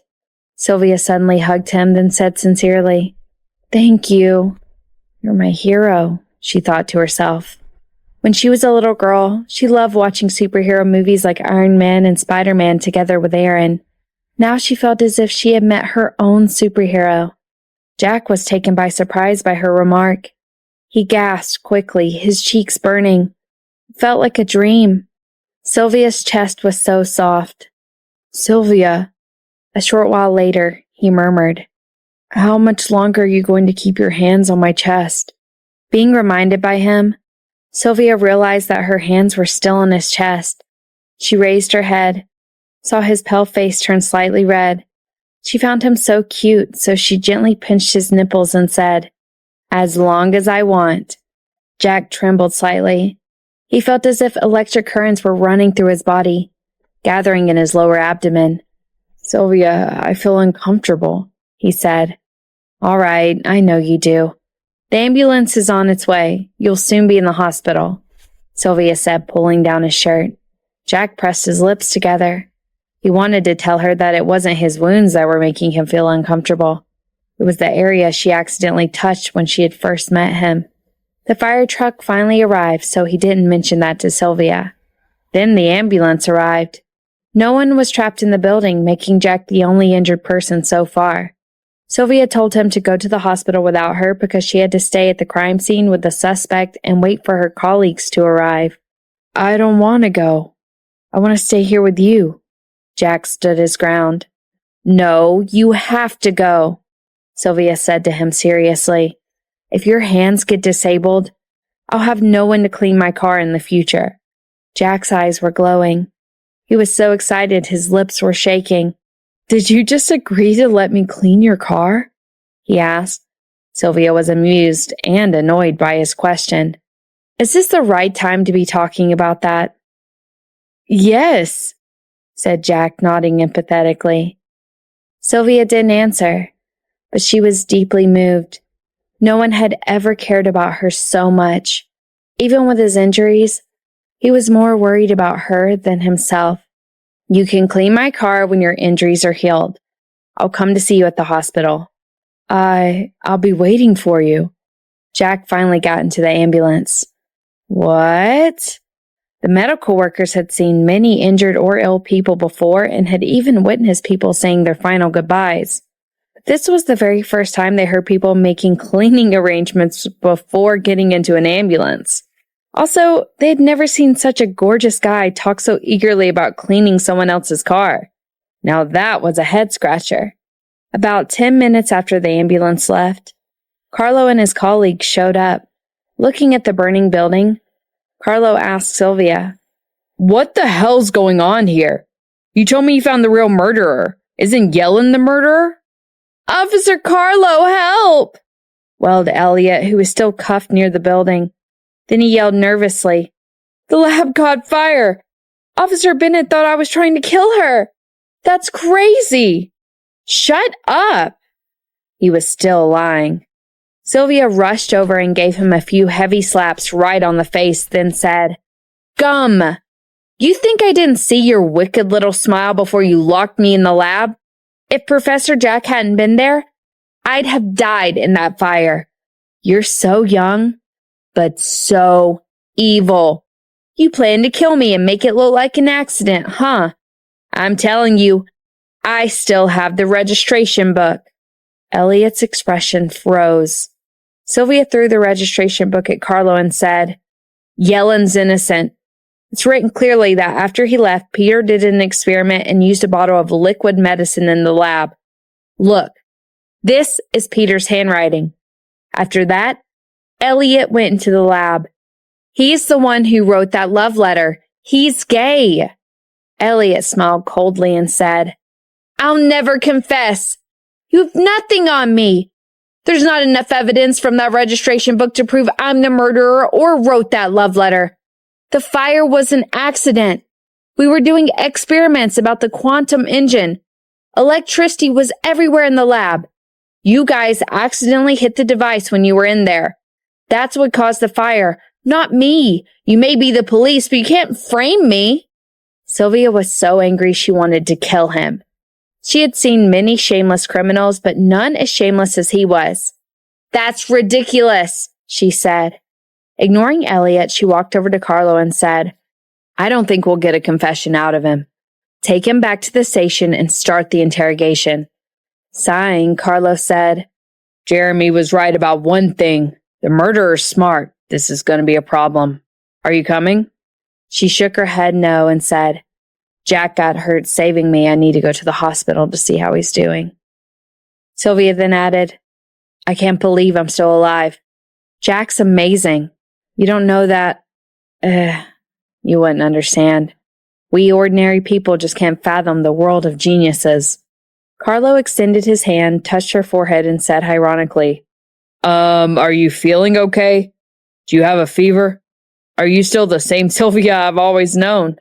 Sylvia slapped away his hand and said, "You have no idea what I've been through. I thought I was going to die. And the weird thing is that at that moment, I suddenly felt that my mean brother was pretty nice. I'm going to call him and see how he's doing." Carlo was a little puzzled, but wisely kept his mouth shut. Sylvia walked to the side to call Aaron. "What?" Aaron's icy voice, heard from the other side of the phone, ruined the warm atmosphere Sylvia just created. She spent a short while organizing her language before saying, "Brother, I miss you. I suddenly realized that I like you as my brother." Aaron was silent for a few seconds before responding in an even icier voice. "Are you ill? I'm coming to get you. I'll take you to the hospital." How Sylvia regretted making that call. "Sorry, wrong number. Bye." She ended the call. On the other end of the phone, April looked at the stunned Aaron and asked, "What did Sylvia say to you? What's going on? Why do you look so surprised?" "Nothing." Aaron put some chicken into his mouth. Soon after that, he added, "I think her brain isn't working well. I can't believe she said that she misses me, that I'm a good brother and that she likes me." April was stunned to hear that. "What's up with her? Are you sure that's what she said? What did you say back?" Aaron gave her a look and said, "Do I need to?" Those were her exact words. He did add something, though, that she had emphasized certain words during their brief conversation.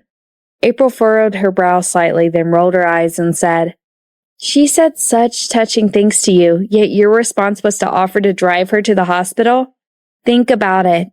A girl suddenly realizes that someone like you is nice and that she misses you? Why? She's probably very upset, or she might have just gone through something very life-threatening or dangerous that made her feel like everything in the world is beautiful. She might feel that pigs are pretty and poop smells nice." At first, Aaron was quite nervous, but at last, he couldn't bear listening to her. He made a long face, dropped his fork, and said, "Run that by me again?" "Not now. I have to change Apple's nappy. Call Sylvia back and ask her what's going on." April quickly finished her soup and sneaked away. Aaron carefully pondered his wife's words. He felt she was probably right. Strange things always happen for a reason. Earlier, he heard from Jeremy that Sylvia was working on a campus murder case. Maybe something did happen to her. With a heavy heart, he called his sister back. "What?" "I've been thinking about what you said, and I shouldn't have responded the way I did." He took a deep breath and continued, "You were never smart. I've often wondered if you were my sister. But after all, you are my little sister. I miss you too, and I wish you a happy life." Wish you a happy life? Why didn't he say, "I hope you stay safe"? Hearing that, Sylvia felt her eyes' corners twitch. What he said at first made her want to kill him, but then, "Brother, stop. I feel sick." Aaron fell silent. He realized he'd just done something wacky. He was right. He shouldn't be nice to his little sister at all. "Bye." Sylvia ended the call. Aaron rubbed his temples. He would never say something so nice to Sylvia again. Ever. Sylvia stayed at the crime scene until the fire was extinguished. The fire burned 5 labs, a severe loss to the school. The president came over and announced bitterly, "It cost us a lot to purchase the devices and materials in those labs. We've lost at least $1 million. The fire chief explained, "Many of those materials were flammable, as well as some electrical wires in the labs. The electric current was strong. According to our preliminary investigation, a device fell on the ground and caused a strong electrical current that caused the flammable materials to go up in flames. The current was at least 10,000 volts. Normal fire extinguishers couldn't possibly put out that fire. Whoever was trapped in the lab would have died unless he got out within 3 minutes." When Sylvia heard that, she broke out in a cold sweat. Once again, she thanked her lucky stars for deciding to bring Jack with her. The president nodded and said, "Yes, there were indeed some electrical wires in those labs. But for safety reasons, we required our students to cut the power before leaving. Nothing like this ever happened." While speaking, he glanced at Sylvia in a complicated way. "What? Don't believe what I told you?" Sylvia was annoyed. "I know nothing about the things in that lab. How could someone with no relevant knowledge cause a big fire like that? Besides, Professor Jack was with me. Can he tell you what the lab was for? I can't believe that you bought Elliot's story." The president sighed. The fire chief said, "I think an arsonist set the fire. When our people got in the building, the device shelf was lying on the floor exactly as what Officer Sylvia described. I hope you can find more evidence to prove what the murderer's done. Thank you."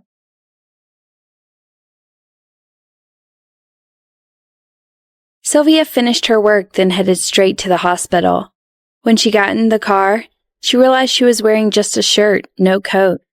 She was too pumped up to realize that earlier, but now she was shivering. She sneezed, then recalled that Jack had lost his coat too. So she bought 2 coats on her way to the hospital. There she called Jack and learned he was having a transfusion. When she entered the room, she saw a couple of beds. He was lying on the one near the window with half his sleeve rolled up, his arm wrapped in gauze. A white quilt covered him. White light poured on his head, making him look so weak, but oh, so beautiful. He looked like the fragile doll she used to play with when she was little. All it took was a bit of carelessness and the doll would shatter. His eyes were closed. Hearing her footsteps, he abruptly opened those eyes. Sylvia, standing by the side of the bed, made him break out in a happy smile. "You're here." "How did you know it was me?" Sylvia was surprised. "Your footsteps." Jack upturned his lip corners in a proud smile. He smiled like a child. "You always walk fast." Sylvia was enlightened. She glanced at the nightstand and found nothing on it, not even a water bottle. She felt slightly sorry for him. Had he been lying here all alone for the past hour? "Why are you here alone? Isn't Mr. Maxwell always with you?" Jack slightly moved his lips. He hesitated briefly, then told her the truth. "I called him and told him what happened.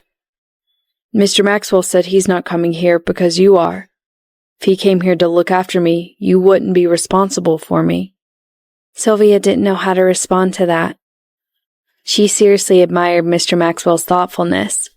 At the same time, she wondered how he could be so heartless to his delicate and adorable Mr. Jack. "Aren't you afraid I might leave you after you told me the truth?" Sylvia struggled not to laugh while asking him. "Anyway, Mr. Maxwell will be here once I leave." Jack raised his head and said, "You wouldn't be so cruel." His black eyes focused on her face. After saying that, he intentionally, or not, blinked his watery eyes. He looked so pure and kind, like an innocent boy. Sylvia gave a long sigh. He was so good at using his pitiful face. She always became defenseless. "Also, I got injured because of you," Jack added in a weak voice. Raising her brows, Sylvia said, "You're being sneaky now.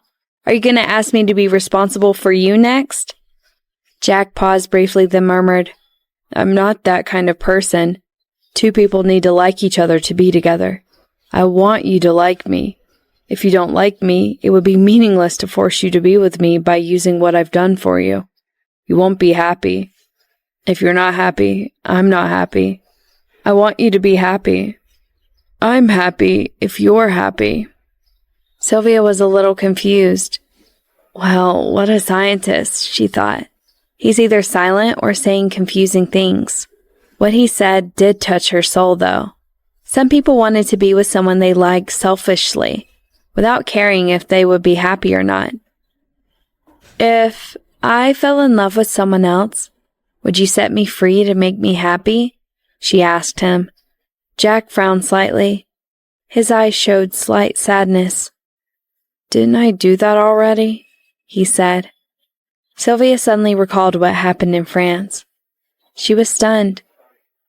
I thought you got back together with your ex-boyfriend," Jack said honestly in a sad voice. "You said you couldn't forget him, so I gave up. But then I learned that you were lying to me. Since you're single, I want to stay with you. I'm good. I'm quiet. If you met someone you like, I'd leave." "Stop it." Sylvia's heart ached. If she pretended as if nothing happened when hearing someone say something like that to her, she would be heartless. "Jack, listen to me." Sylvia breathed deeply and said, "You don't need to put yourself in such a low place. You are an outstanding scientist. You are wonderful. You are capable. And you have brought honor to your country. You easily got me out of the building when the fire broke out on the 9th floor. You are so much better than the others. You should be pursued by women. Do you know that?" Jack was astounded to hear that. Was he such a great guy in her eyes? After a long silence, he finally got his voice back. "It wasn't easy to bring you back from the 9th floor. It was exhausting." Sylvia honestly didn't know what to say. Was that the only thing that popped into his mind after she said so much to him? "And are you going to pursue me?" Jack asked expectantly. Sylvia stuttered. That's not what I meant." How was she supposed to pursue him? She had never done that before. "If you pursued me, I'd say yes right away." Jack dropped his head, smiling shyly. Sylvia considered herself a thick-skinned person, yet at that moment her face was bright red. She was cold earlier, but why was she feeling so hot now? She coughed slightly and hurriedly changed the topic. "Let me see your wounds." Jack dropped his head to look at himself. Slowly, he undid his shirt buttons. His ears were turning red. It was supposed to be a simple movement, yet he made it quite seductive, especially when he pulled his shirt off his shoulder bit by bit, as if he were forced to strip. There were other people in the room. Sylvia felt as if her cheeks were burning. She couldn't help but say to him, "Do it quickly, don't be shy. It's not as if I've never seen your body." Jack curved his lips downward and said, "I wasn't injured when you saw my body. I was good looking back then. Now I'm injured and ugly." Sylvia's mouth corners twitched slightly. She didn't respond to him, but ripped open his shirt. The other people in the room immediately started whispering to each other. A middle-aged woman on the bed next to Jack said to her daughter in a low voice, "Some young girls are bold nowadays. Look at her. She took off that boy's clothes." As a police officer, Sylvia had very good hearing. She heard the woman, turned and retorted, "Lady, when we met a beautiful guy, we should, of course, take off his clothes directly. It might take ages for him to do it himself." The middle-aged woman and her daughter had never seen such an outspoken girl. They were both stunned to hear what Sylvia said. Sylvia turned around. Jack seemed to be dumbfounded too. Sylvia knew what he was thinking. She whispered to him, "Don't say anything. I said that to them on purpose." "Oh," Jack was disappointed.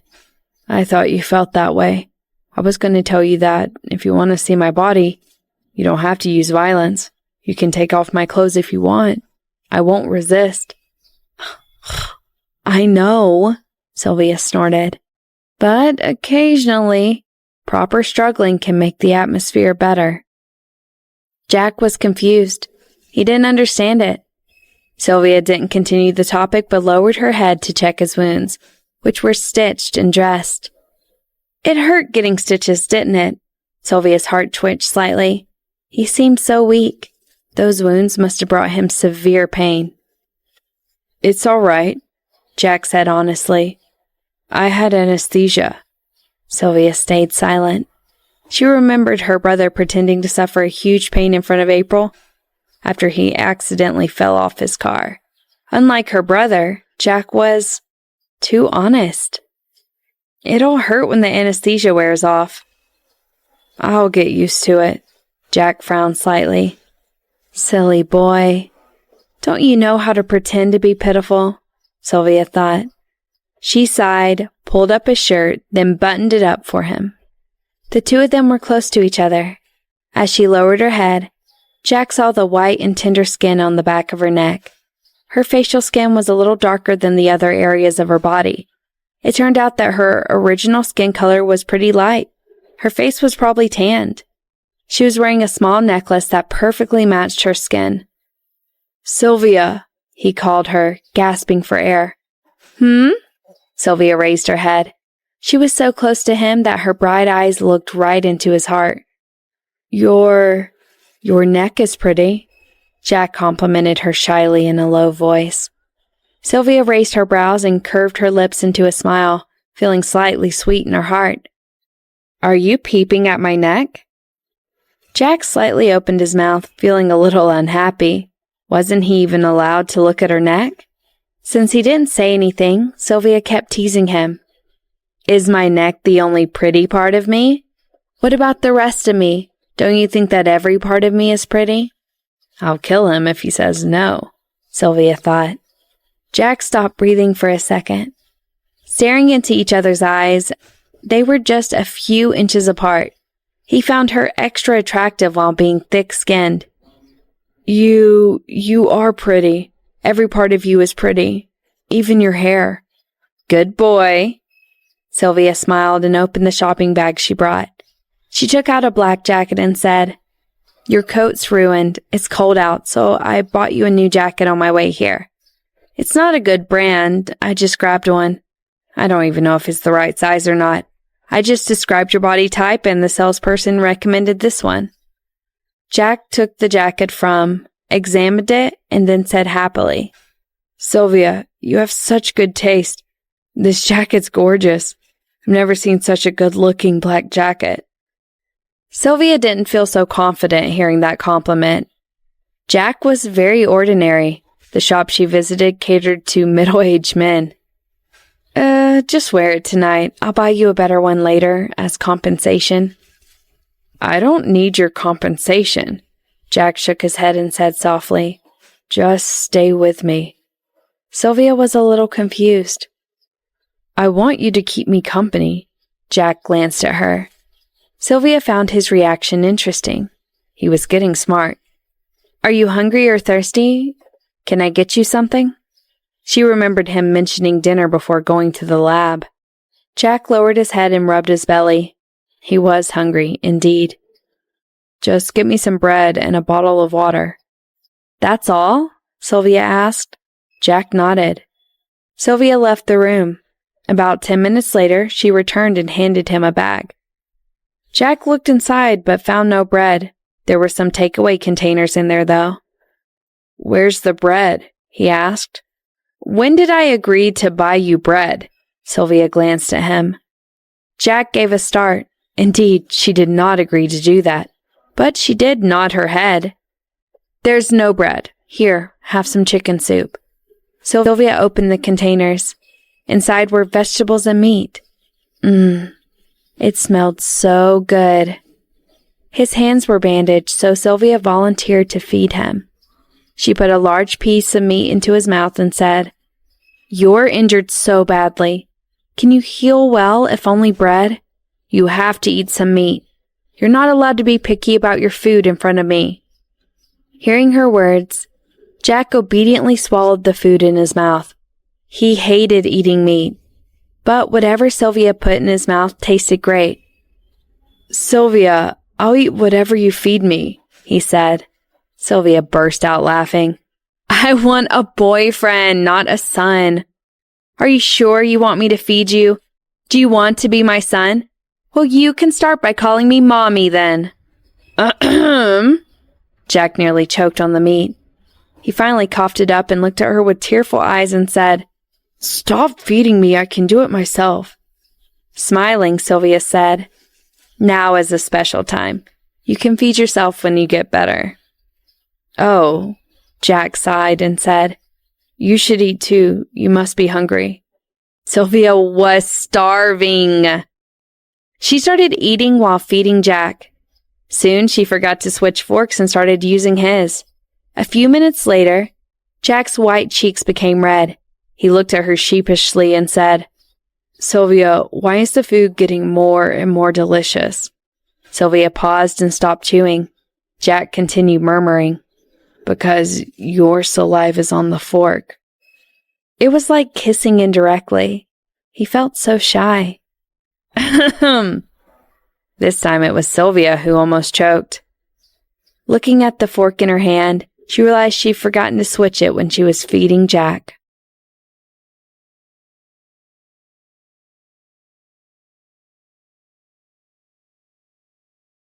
Sharing a fork with Sylvia made Jack feel shy. Sylvia couldn't imagine how shy he might be if they kissed or even slept with each other. Somehow, Sylvia started to expect that. That would be very interesting. "You just reminded me that I should be switching cutlery." Sylvia calmly put her fork down, picked up Jack's, and continued feeding him. Jack's beautiful face was tinged with disappointment. He obediently ate the food she put in his mouth and said sadly, "It's not so good anymore." Sylvia almost laughed out loud. She didn't let that happen, though. Instead, she pretended not to know why and said to him, "Really? Isn't it the same food?" Jack moved his lips slightly. He wanted to explain, but didn't. He didn't understand why Sylvia pretended not to know the reason when she clearly did. After the meal, Sylvia dumped the trash, then sat by the bedside peeling fruit for Jack. Meanwhile, she said to him, "You surprised me tonight. How many things do you always carry? You even had nanometer wires in your belt. Do you have some things in your shoes too? I remember watching spy movies. They had knives in their shoes." "I've watched some of those movies too." Jack nodded and continued, "Those spies are good at fighting. I'm not like them. Why would I hide knives in my shoe? But I crafted my shoes myself. They're special." "Yeah? How?" Sylvia's curiosity was instantly aroused. Were those shoes some high-tech products too? Jack glanced at his shoes, which were lying on the floor. He then explained, "They're especially comfortable. I made them with a special kind of high-density sponge that has perfect softness and resilience. They're also weightless. Apart from that, the materials I used will never wear out." Sylvia wasn't expecting to hear about a comfortable and unbreakable pair of shoes. As she stayed silent, Jack took this as an indication of interest in his work. He hurriedly said to her, "I'll make you a pair if you like them." Thank you, but I don't need them." She had a lot of shoes like that. "They're comfortable." Jack thought she didn't believe what he said, so he emphasized it very seriously and said, "You can try mine on if you want." Sylvia said seriously, "Women are books that you can never read. Women always feel that their shoes are not enough, so they keep buying and replacing them. It's even quite normal that a woman owns several pairs of shoes in the same style. Shoes don't need to be durable for women since they will get tired of them soon." Jack blankly bit a bite of an apple peeled by Sylvia. He swallowed it and said, "If you want to change shoes frequently, I'll try to make new shoes for you. Is it enough for you to change one pair per week? I can't do them very quickly since I still have to do some research." Looking at her silly appearance, Sylvia laughed so hard that her stomach even ached. It is so funny to let a researcher make shoes. But she was quite touched. After all, the men who could make shoes were already going extinct. "Why are you laughing?" Jack was puzzled. Don't you believe me? Of course I do. Sylvia managed to choke with the laugh. But I like all kinds of shoes. Sneakers, high heels, sandals. They all have to be fashionable and shapeable. Could you do all that? Jack paused for half a minute, then shook his head and said, That's too complicated. I can't make those shoes. Sylvia laughed. It turned out that Jack the scientist couldn't make everything. No worries. I don't need someone to make my shoes, Sylvia said with a faint smile. I only want a boyfriend who pays for every pair of shoes I have my eyes on. Jack's eyes perked up. He clumsily dug out his wallet with his thickly bandaged hand and said to her, I have lots of money in my bank accounts. That silly boy's sincerity made her heart melt. But you're not my boyfriend, she retorted. Jack fell silent. She was right. He was disappointed again. It was fine. He still had a chance to become her boyfriend. After all, she had agreed to let him clean her apartment. Jack was thrilled about that. He was so confident in his cleaning skills. Sylvia noticed all the micro-expressions on his face. She was amused and told him so. She added the fact that he had risked his life to save hers earlier tonight. He could easily win her heart at the moment if only he would just ask her to be his girlfriend. She would have never said no. Oh, what a dummy. Never mind, we have time, Sylvia thought to herself. What kind of special gear do you have, apart from your shoes? I'm not talking about the comfortable kind, Sylvia said. I mean the kind you used earlier tonight. Jack thought for a moment, then raised his left hand, revealing an ordinary-looking sandalwood bracelet. Every bead in this bracelet's empty. Anesthetic needles and signal transmitters are hidden in these beads. My pen can be used as a stun gun, my glasses have night vision, and my watch can detect tiny airstreams that human bodies can't detect. Sylvia got closer and raised his hand to get a better look at his watch. This isn't the same watch you were wearing last time, is it? She asked.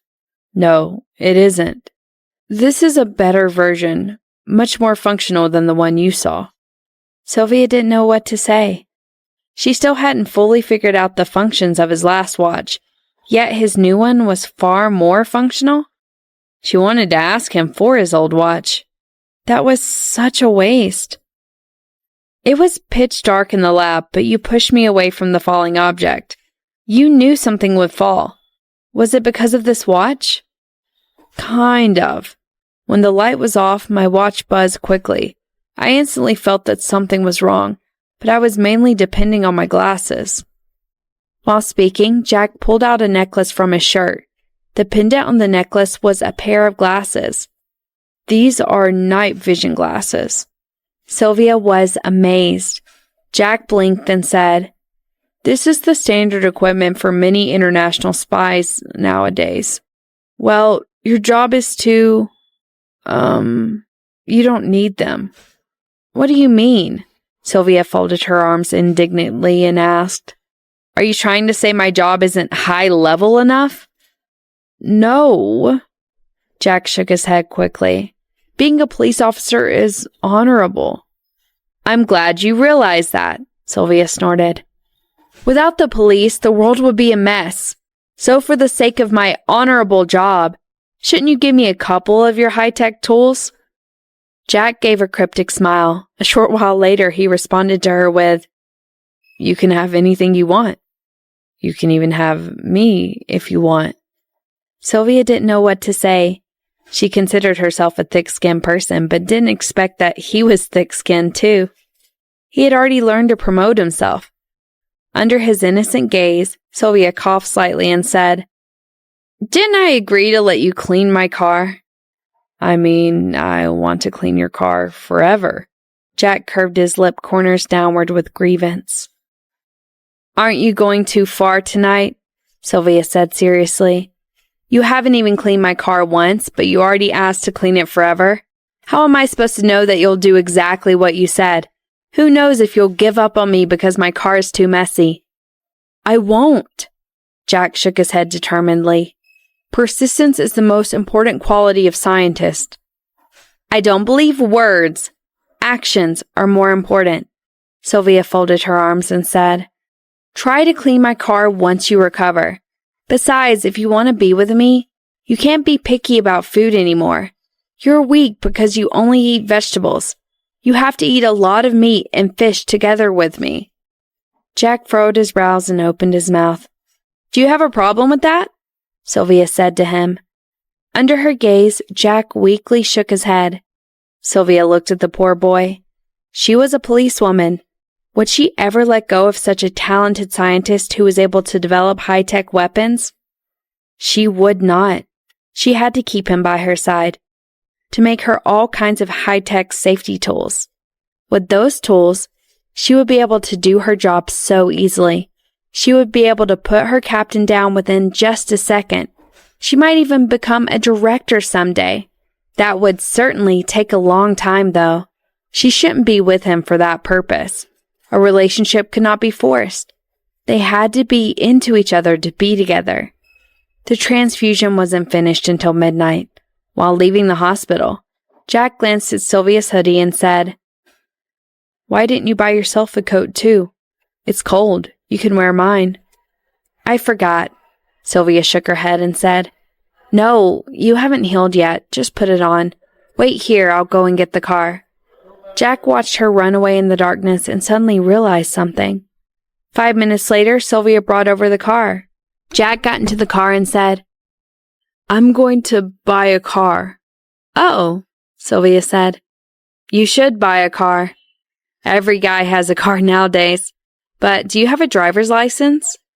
Jack stayed silent for a few seconds, then shook his head with a bitter face. "Maybe I should try to develop a driverless car?" Sylvia was speechless. "I heard it's hard to get a driver's license," said Jack bitterly. The driving license was hard to get, so he wanted to develop a driverless car. The world of geniuses was really hard to understand. Even if you developed a driverless car successfully, you'd still need a license to get your car onto the roads. There are already driverless cars now. The technique isn't stable yet, though. I've heard about quite a few driverless car accidents. "All right," Jack said. "I'll get the license when I recover. Then I'll be able to pick you up." He never noticed that earlier, but now, seeing the girl driving herself in the middle of the night, he had his heart twitch. That kind of thing should be done by a man. "All right," Sylvia smiled. "I'm going to buy a car exactly like yours," Jack added. "What's this brand called?" "Just see for yourself." Sylvia tapped the steering wheel. There was a logo on it. "Four rings?" "It's called Audi," Sylvia said. "Oh, I thought it was called Four Rings." Sylvia wondered what kind of life he was living before.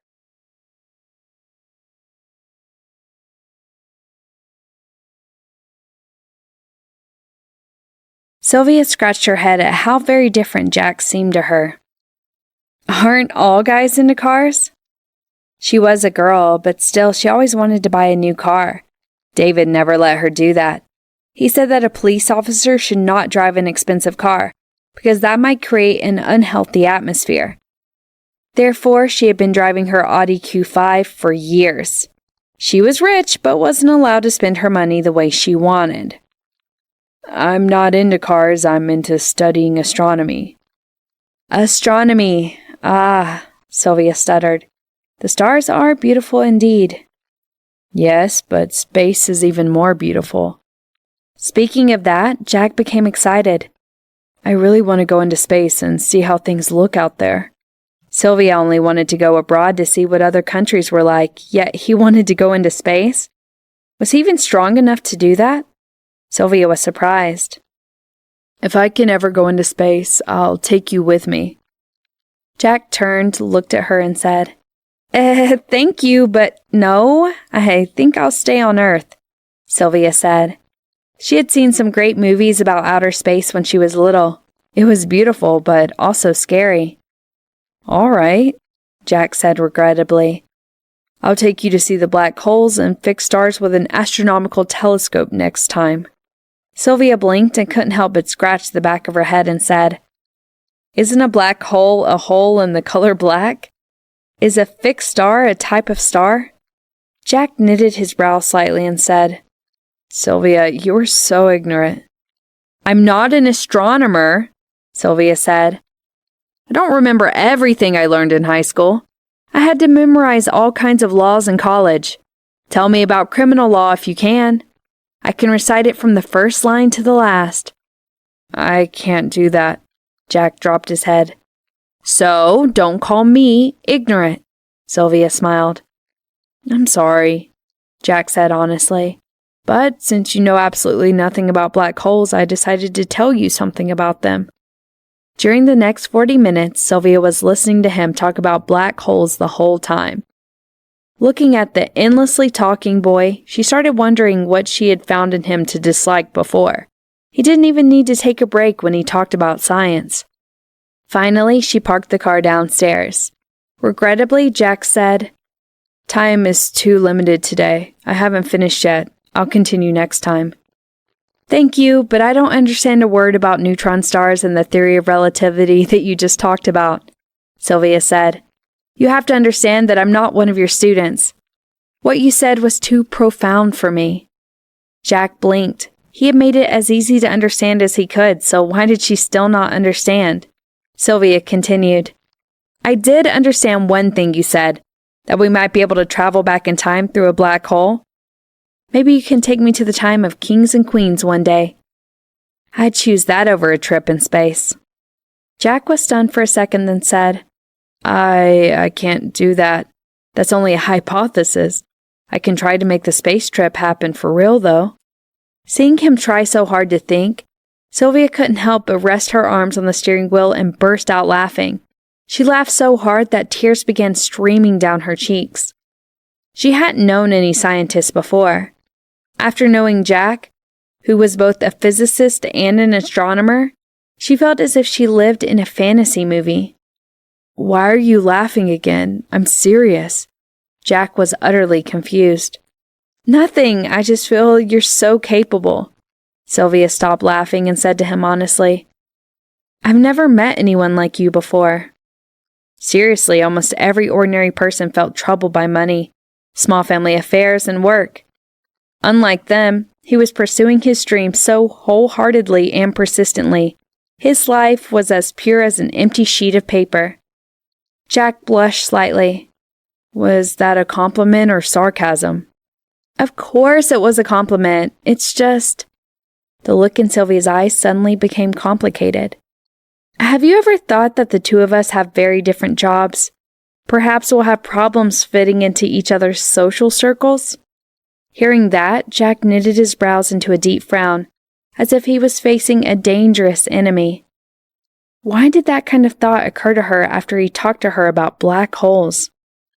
"My social circle is very simple," he said. "It's my lab. As for yours, I don't know how to catch suspects, but I can give you the tools that I made." "That's not what I'm talking about. I'm talking about shared hobbies." Sylvia felt troubled as well. She never thought about that at first. However, on her way back, she listened to him talking about science but barely understood a thing. "Do you not like what I said?" Jack realized what might be wrong. "I won't talk to you about it anymore."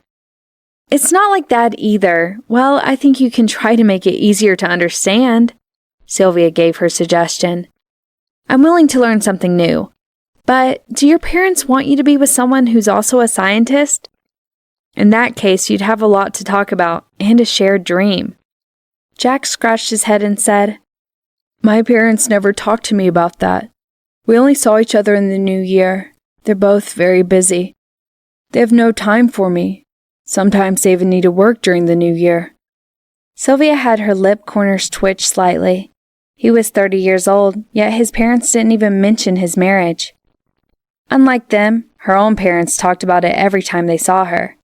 However, even though her parents could be a little too talkative sometimes, she still felt happy to spend time together with her family.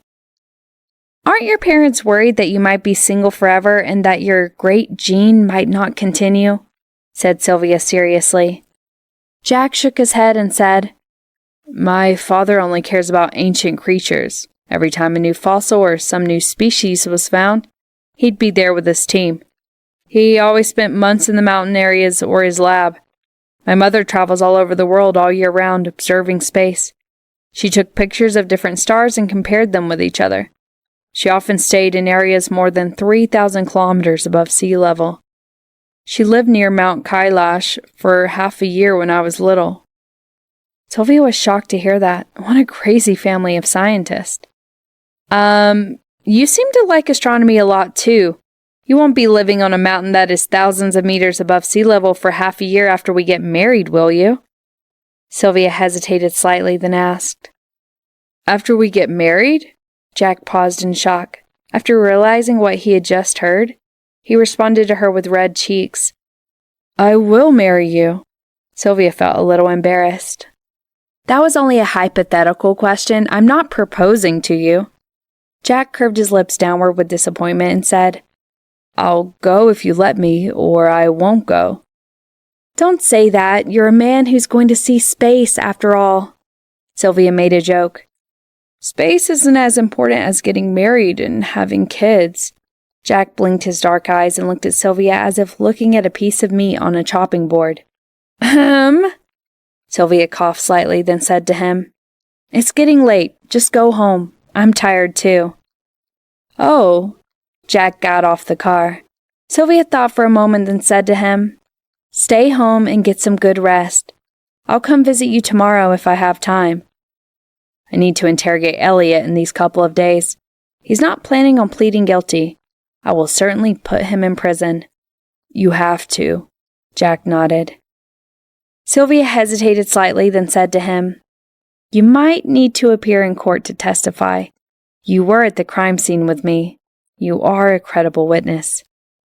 I'll go if you want me to, Jack said obediently. As he walked upstairs, Mr. Maxwell immediately came to him with his concerns. Seeing his wounds, Mr. Maxwell's heart ached. Mr. Jack, I've worked with you for years, but I've never seen you get injured so badly. I don't think you should follow Miss Bennet again when she's working on her case.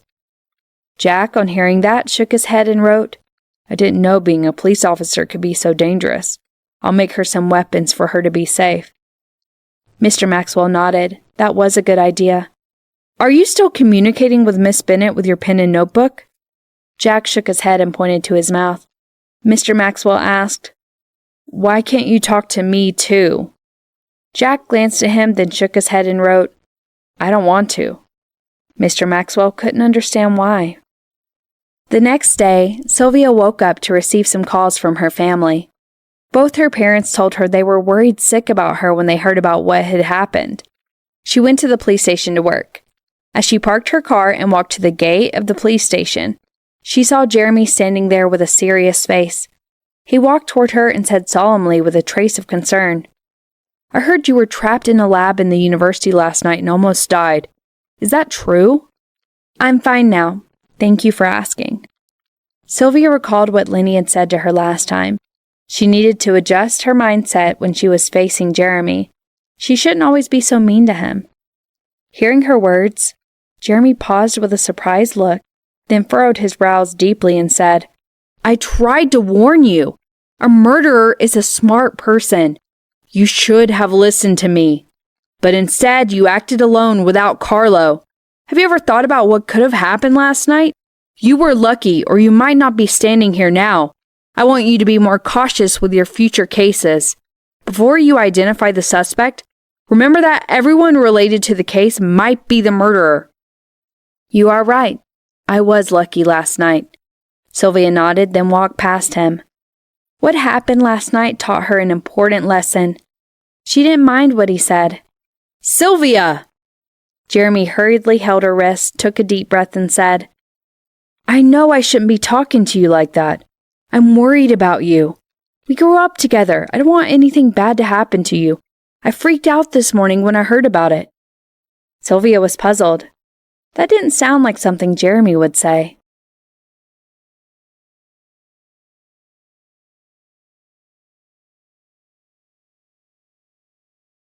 Sylvia took a deep breath and forced herself to relax. She did not want to be mean to Jeremy anymore. I get it. We grew up together. Sylvia nodded knowingly. No, I found that I care about you more than I thought I would, Jeremy said with a bitter look in his eyes. I will protect you. I won't let anyone hurt you. Sylvia, I was in the army before. I always considered myself the center of the world. I should have thought more about your feelings. I admit I was selfish. I promise you it won't happen again. I'll go anywhere you go, and I'll get you anything you want immediately. Sylvia had a complicated feeling. Jeremy had talked to her many times about getting back together again. This time, he said the most touching words he had ever said. Those words might have succeeded in bringing her back to him last year after they broke up. But sadly, she now had someone else in her life. Someone decent and good. She wanted to know more about that boy and to think about being together with him. Sylvia stayed silent for a while, then responded to him honestly. Jeremy, we broke up over a year ago. I admit I liked you a lot before. You care about too many things. I could never be the center of your life. But I get it. You're a guy. It's reasonable that you care about your country and your family. The country is your top priority, and your family second. I thought I'd be the third most important thing in your life, but no. When I realized that, I still loved you the deepest. After we broke up, my passion for you cooled. You realized how good I am after you lost me. Unlike you, I became more relaxed and happier after we split. I'm not tired anymore. Also, I met a great guy who's good to me. I hope you move on too. You should spend some time getting to know the girls around you. A lot of young girls in our station like you. Jeremy's heart ached intensely. This morning, he heard from his colleagues that Jack was with Sylvia at the crime scene and that he saved her. They complimented Jack for how capable he was. He managed to bring her out of the fire scene on the 9th floor. Jeremy asked himself, could he do the same? Probably not. He wasn't jealous of Jack. On the contrary, he was grateful to him for saving Sylvia. Are you talking about Jack? He asked. Sylvia didn't answer his question but responded to him with, Jeremy, I admit I've been mean to you ever since we broke up. I shouldn't have been so unfriendly to you. I'm sorry. As you said, we grew up together and now we're colleagues. We aren't on the same team, but we might still need to work together in the future. I'll forget about what happened between us in the past. You will always be a good colleague of mine. You're like a big brother to me. Jeremy smiled bitterly and said, Sylvia, I'd rather you keep being mean to me. She had been mean to him, a sure sign that she still cared for him. If he became nothing but a good colleague and a big brother to her, he would have no chance at all of winning her back. We've already missed each other, Sylvia said. Jeremy said with a bitter smile, Sylvia, I don't know much about Jack. I admit he's very capable. But are you two a perfect match for each other? I heard that he's highly introverted. He's a scientist. Scientists always stay in the lab. You are an outgoing, energetic person. You might be alone if you get together with him. Will you be able to cope with that? Even if that's no problem, what about your shared interests? Are you going to talk to him about your police life while he talks to you about his science? Does he even understand your life? Do you understand his? Sylvia knitted her brows. I don't think your parents will like him, Jeremy said. What if you get together with him and then find out you two are incompatible? If you break up with him, will he be okay with it? For two people who intend to spend the rest of their lives together, liking each other isn't enough. They also need shared interest and whatnot. All right, stop. What he said was exactly what Sylvia was worried about at that moment. His words pierced her heart. Thank you for your advice. I'll think about it. But I take full responsibility for my own life. We aren't together yet. It's premature to conclude that we're not a good match based on merely our different occupations. After saying that, Sylvia turned and walked into the police station. Jeremy looked at her back and rubbed his forehead. Jack. He'd like to meet that guy. Sylvia went into her office and threw herself in the chair. It was early in the morning, but Jeremy had already ruined her mood. Carlo came over with 2 dark circles under his eyes. I was interrogating Elliot until midnight last night. He refused to plead guilty. He's not saying anything. He's finding all this amusing. His family hired him a lawyer. Today his lawyer will certainly ask for bail. You can't let him go. Sylvia slapped the table and said with a cold smile, He actually attempted to murder a police officer. If I failed to put him in prison, I'd change my family name. Oh, what did the fire department say? The cause of the fire was the falling of the device shelf. The shelf was full of electric wires. When it fell, the electric wire embalmed the table and the devices. Carlo patted her on the shoulder and said, Don't worry, it'll be solid as long as Professor Jack and you show up in the court as witnesses. You're not important, Professor Jack is. He's a physicist, and the crime scene was a physics lab. His words are going to be very powerful. What do you mean by I'm not important? Sylvia complained. I'm a police officer and a victim. Carlo shrugged.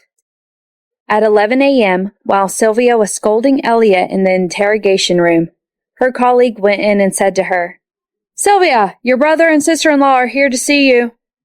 Sylvia hurriedly went out. Aaron was sitting on the chair holding Apple, screaming, April, he's pooping! Come here and wipe him! The tissue's right beside you. Wipe him yourself, April said blandly. It's disgusting! Aaron screamed. Eat it then! April showed no mercy at all. Aaron didn't know what to say. Sylvia walked in and laughed. Brother, it's been months. Are you still afraid of Apple's poop? With a cold face, Aaron threw the dirty diaper at her. Sylvia hurriedly caught it with the bin, then complained. I almost died last night. How can you treat your little sister like this? You are always a troublemaker, Aaron said while wiping Apple's butt. April glared at him, then said to Sylvia, Don't listen to him. He was worried about you when he heard from Jeremy about what happened last night in the morning. So we decided to come here to check on you together. I guessed it yesterday. If nothing happened, you wouldn't have made that call. April, you know me best. Sylvia hugged her, pretending to cry. I thought I'd never see you again. Aaron said to her coldly, I told you to stay in the office, but you wouldn't listen. You wanted to do field work, to solve cases. The simple murder case almost cost you your life.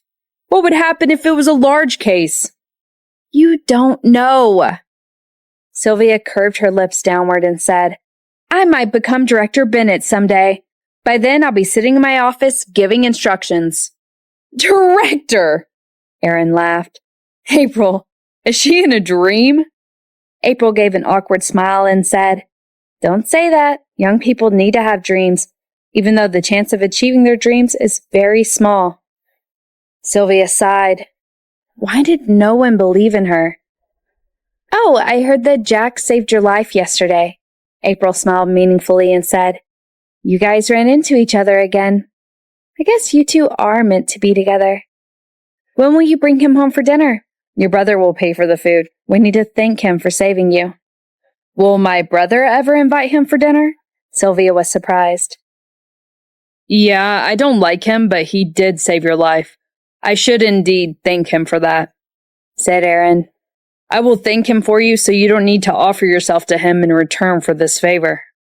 Sylvia appeared at a loss for words. So he was thinking that way. Well, I think he's nice. Why don't you like him? Sylvia exhaled. Aaron pressed his lips together silently. How could he possibly like him? That boy had pissed him off so many times. April patted Sylvia on the shoulder and whispered, Ignore him. That boy is so outstanding, even someone like your brother can be jealous at times. I get it. Sylvia was enlightened. Pulling a long face, Aaron said, Miss April Bennett, what are you talking about? I'm jealous of Jack. That's absurd. Is he as good looking as I am? Is he as good at making money as I am? Is his EQ as high as mine? April interrupted him impatiently and said, Can you get a girl out of a sealed room on the 9th floor that's on fire? Aaron clenched his fist, coughed slightly, then changed the topic. Since you're okay, I think I'm gonna go, he said to Sylvia. Next week is Apple's 100-day-old party. Don't forget. Brother dear, you still haven't answered your wife's question. Sylvia didn't plan to let him off the hook so easily. Aaron felt humiliated. He glared at her and answered truthfully, I can't do that. Well, when choosing a boyfriend, I think the most important thing is if the boy can protect you, said April blandly. Jack saved your life. He did it. So I think you can seriously think about the thing between you and that boy. Sylvia hesitated with a surprised expression and couldn't help but ask, what about shared interest and all that other stuff? Do you really think your brother and I have any shared interests? April threw the question right back at her. You're right, said Sylvia. My brother can end a conversation with 3 words. How did you manage to get along with him? I was shocked at first. What do you mean? Aaron wasn't happy hearing that. I'm still here, holding our son. All right? The 2 girls ignored him. April said to Sylvia, Sometimes you don't need shared interests and goals. I think tolerance is more important. Your brother likes movies and TV shows about the anti-Japanese war. But I never watch them. Every time he talks to me about how great the American armies are, or how marvelous the commander was, I listen to him while doing other things, then forget about it immediately. Looking at her brother's sour face, Sylvia couldn't help but clearing her throat to remind April. Darling, my brother's still here. Smiling indifferently, Aaron added, I didn't know you never listened to what I'm saying. April rolled her eyes and answered, Stop it. I'm just trying to tell Sylvia about how a couple should get along with each other. What you said isn't right, Aaron said angrily. Okay, so then let me ask you something. What shared interests do you think we have? Asked April. Aaron spent some time pondering this question, but failed to come up with one thing. Sex? Sylvia, who was taking a swig of water, did a spit take at her brother's answer. April's cheeks turned bright red. She regretted acting smart in front of her husband. Aaron had no boundaries. How could he talk about sex in the presence of his sister? That doesn't count. No, it does. Aaron suddenly got interested in that topic. Every time we quarrel, we make up by having fantastic sex. Besides, having sex brought us closer together. So I would say that harmony between a couple is very important. April went silent. He was right. As the conversation became racier, Sylvia felt like crying. Brother, April, if your only shared interest is sex, what's keeping you guys together all this time? Neither Aaron nor April knew how to answer that question. The 2 of them glanced at each other with confused expressions. My charm, I think, quipped Aaron haughtily. Rolling her eyes, April said, I think it's because I have such poor taste in men. Also, I got pregnant, so I had to marry him. If the conversation continued, the 2 of them might start quarreling, so Sylvia hastily said to them, Thank you for coming here to check on me. I still have work to do, so you guys should leave now. I'll see you next week at Apple's party with a big, expensive gift. She walked them to the gate. Aaron went to get the car. April stayed behind with Sylvia, holding the baby. At last, she said to Sylvia, Your brother and I don't have any shared interest. Sometimes I wish I could kick his ass. But he does love me, and his love for me has never changed despite my past and my family. He's given me a sense of security that I need. When I'm tired, I have someone to lean on. In his eyes, other women are like sculptures. I think this is how a couple should be. To him, I am his world. Sylvia was flabbergasted to hear that. She was still in shock after April left. She could be someone's world. That sounded like a marriage any girl would want. In the car, Aaron glanced at the rearview mirror. Before leaving, he noticed a weird look in Sylvia's eyes. What did you say to her? He asked April. I told her what a happy marriage is like. Like you have a husband who's good in bed? Aaron smiled and raised his brows, then said, Jack looks so weak. I don't think he's good in the sack. Why don't you ever listen to me? April's temples were throbbing. Don't always say that about other guys. How do you know? Like you've tried it with him? Aaron kept his mouth shut. He's probably weak, but so what? He was strong enough to carry Sylvia from the 9th floor of a burning building, wasn't he? April snorted. How on earth did he do that? That is so heroic and romantic. Enough! Aaron's handsome face turned dark. It was only 9 floors. I've climbed cliffs before. I've climbed mountains. If you like climbing buildings so much, how about I take you to climb a mountain now? No, thank you. April dropped her head and took out her phone. I'm calling Winnie and asking her if she has time to come to Apple's party. Do it. She's Apple's godmother, after all. Aaron agreed once he thought of Jeffrey's frosty face. April quickly called Winnie. After a few rings, she finally picked up, sounding a little tired. April, how come you have time to call me today? You never called me. What can I do? April laughed, then she said, Do you remember what's happening next week? Apple's turning 100 days old, right? Winnie hurriedly said. I've been keeping it in mind, but I'm leaving the day after tomorrow. Oh, can't you leave later? You're Apple's godmother. April was disappointed. She didn't have many friends. Winnie was her best friend. I'm so sorry. Winnie's apology sounded sincere. She wanted very much to attend the party, but she didn't want to see Jeffrey. I'll come to see you before I leave. I won't be back until the end of the year. Okay. April didn't try to persuade her to stay. Call me before you come. As April ended the call, Aaron raised his brows and asked, Isn't she coming? No, she said she's leaving in a few days. April sighed. But she also said she'll stop by to see me before she leaves. Aaron nodded. Why are you suddenly so interested in her? Asked April. Nonsense, said Aaron. It's because she's your only friend. She's not my only friend, but she's my best friend, April said sentimentally. I guess this is what happens after graduation. People drift apart. Aaron glanced at her. At the red light, he sent Jeffrey a message. I heard Jeffrey will come visit April soon. Before long, Jeffrey replied, None of my business. Aaron was not happy to read that message. He decided not to help him ever again. 3 days later, at around dinner time, Winnie paid April and Apple a visit. Once inside, she put a large, soft toy and a gold bracelet in Apple's arms and said, April, I can't stay for Apple's party, but as his godmother, I got him a 100-day-old present. Yeah, you are his godmother. We accept the gift. April looked her up and down. She was wearing a loose-fitting jacket, flat shoes, no makeup, not even lipstick. She had great facial features, though, so she looked good even without makeup, but... Winnie, have you really been working recently? You look sallow. Don't work so hard. Winnie smiled bitterly on the inside. She had been suffering from severe morning sickness recently and had vomited almost everything she ate. The pressure at work was another stressor. No wonder she looked sallow. Have you had dinner yet? I asked the cook to put something aside for you, said April. I already ate, thanks. Winnie put Apple on her knees. The 3-month-old little boy was such a sweetie.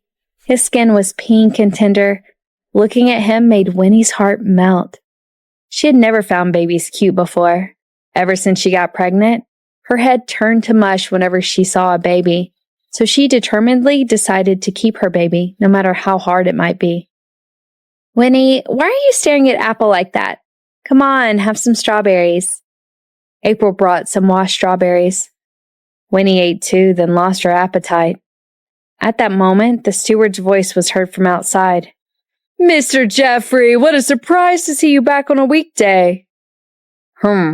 Dad made some cake and asked me to bring some here. Jeffrey changed his shoes and walked inside. He was wearing a stylish black jacket and a pair of jeans that emphasized his well-chiseled face and long legs. Standing next to Stewart, he looked like a hipster out of a comic book. Hearing his voice, Winnie immediately tensed. She came here on Monday night because she didn't want to run into Jeffrey, but he showed up anyway. Why did you come back today? April was surprised too. I had some dinner with some friends nearby and drank a little alcohol, so I decided to spend the night here. Jeffrey put the cake on the table, then plunked himself down on the couch with a bland face and without returning Winnie's glance. Seeing that, Aaron snorted. He was so good at pretending. Dad's getting better and better at baking. April cut Winnie a slice and said, Winnie, try my father's cake. Thank you. Winnie took the plate. One whiff of that cake made her retch. April, I'm going to the bathroom. Seeing the look on her face filled Jeffrey's heart with coldness and sadness. So she decided to keep the baby. April blinked, turned, and said to Aaron, I think Winnie's acting weird. Aaron was switching channels with his remote control. A lot of people don't like this kind of cake, he said. But she liked it before, April said. Oh, Jeffrey, why didn't you say hi to Winnie? You guys haven't seen each other in a long time, right? We rarely talk to each other now that she moved away. Jeffrey lowered his head and shoved a huge piece of cake in his mouth. I understand, April nodded. You need to keep in touch with people to maintain your friendship with them. But you can't just ignore her. You should be polite. She didn't say hi to me either, did she? Said Jeffrey indifferently. April wasn't sure what to make of that. 7 or 8 minutes later, Winnie came out of the bathroom. April thought her face looked paler than ever. Before she said another word, Winnie apologized. April, I'm sorry. I was going to stay longer, but my company called me just now.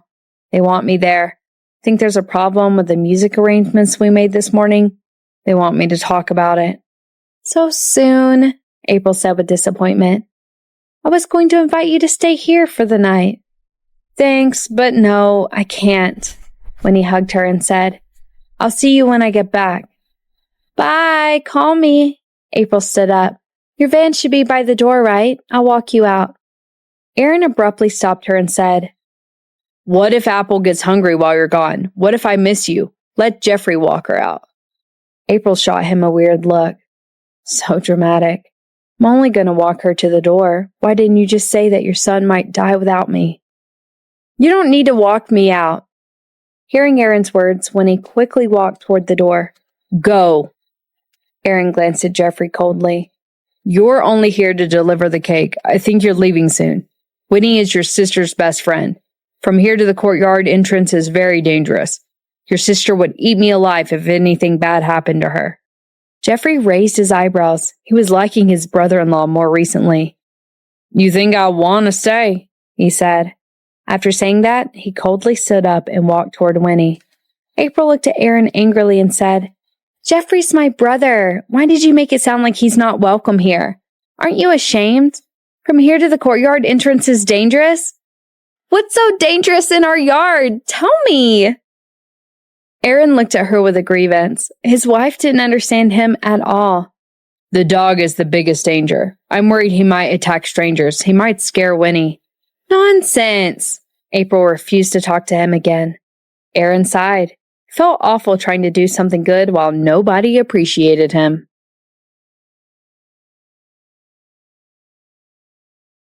Winnie walked into the yard, which was paved with cobblestones. The night was quiet.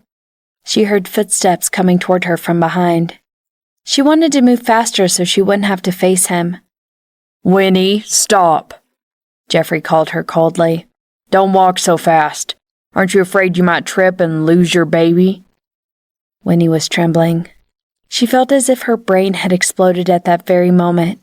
Quite a while later, she stopped walking and slowly turned to him and said, How did you know? Jeffrey smiled frostily and said, You spent a whole night with Ben. Getting pregnant is a normal thing for you. You lied to my sister about going to the United States to study, but I know you're going somewhere to have the baby. You even lied to your best friend. You're too ashamed to tell her the truth, aren't you? You don't want her to know that you're that kind of woman. Am I right? Winnie's sallow face instantly turned ghastly pale. She raised her head and looked at the man who was standing under the bright light, looking like a ghost.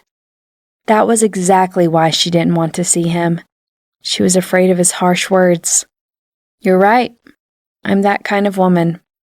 She smiled bitterly and said if she was careful, what was happening now would never happen.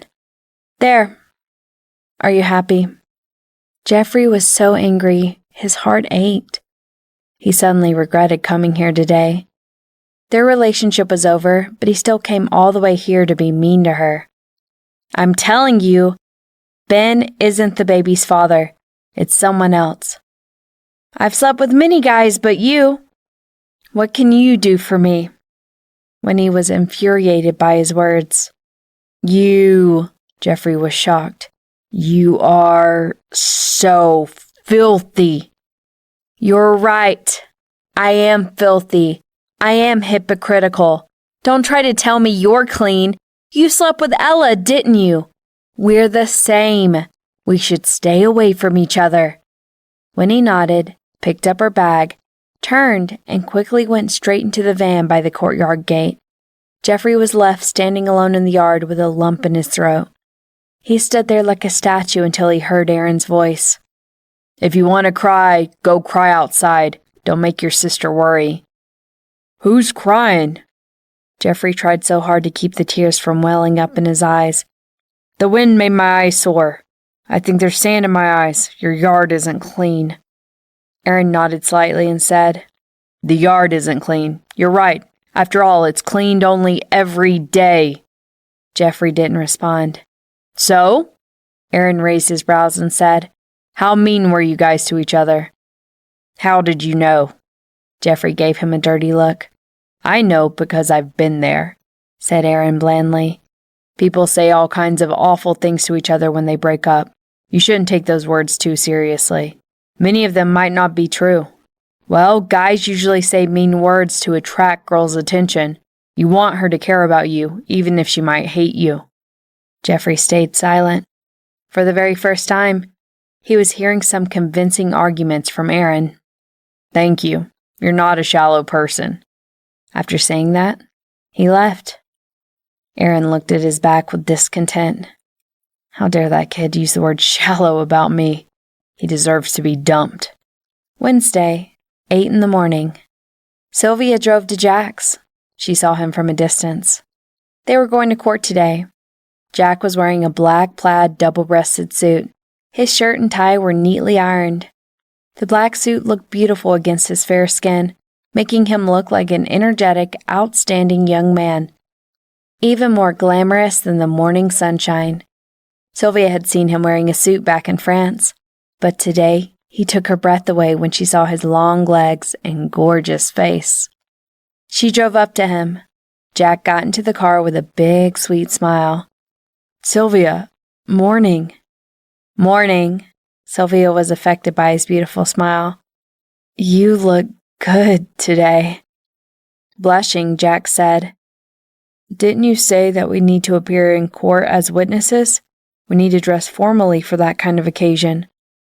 "I think that you have great taste," Sylvia said honestly. "I've met quite a few scientists and most of them haven't got any fashion sense.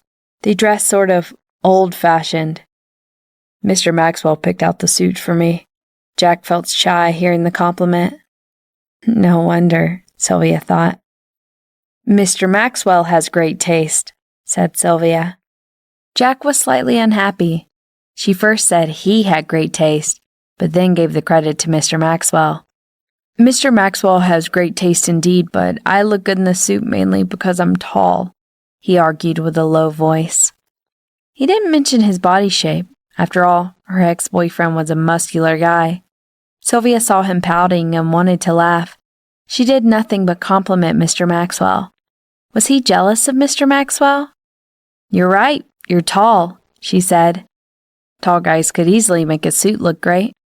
Only after hearing that compliment from her did Jack smile. "Is your hand getting any better?" Sylvia asked. "The doctor will take out the stitches today." Jack looked at her expectantly and said, "Do you have time to go with me? How about we go together after the trial?" Sylvia shook her head with a frown and said, "I can't go with you. Today is my nephew's 100-day-old party." Jack was disappointed. Should he go to her nephew's party too?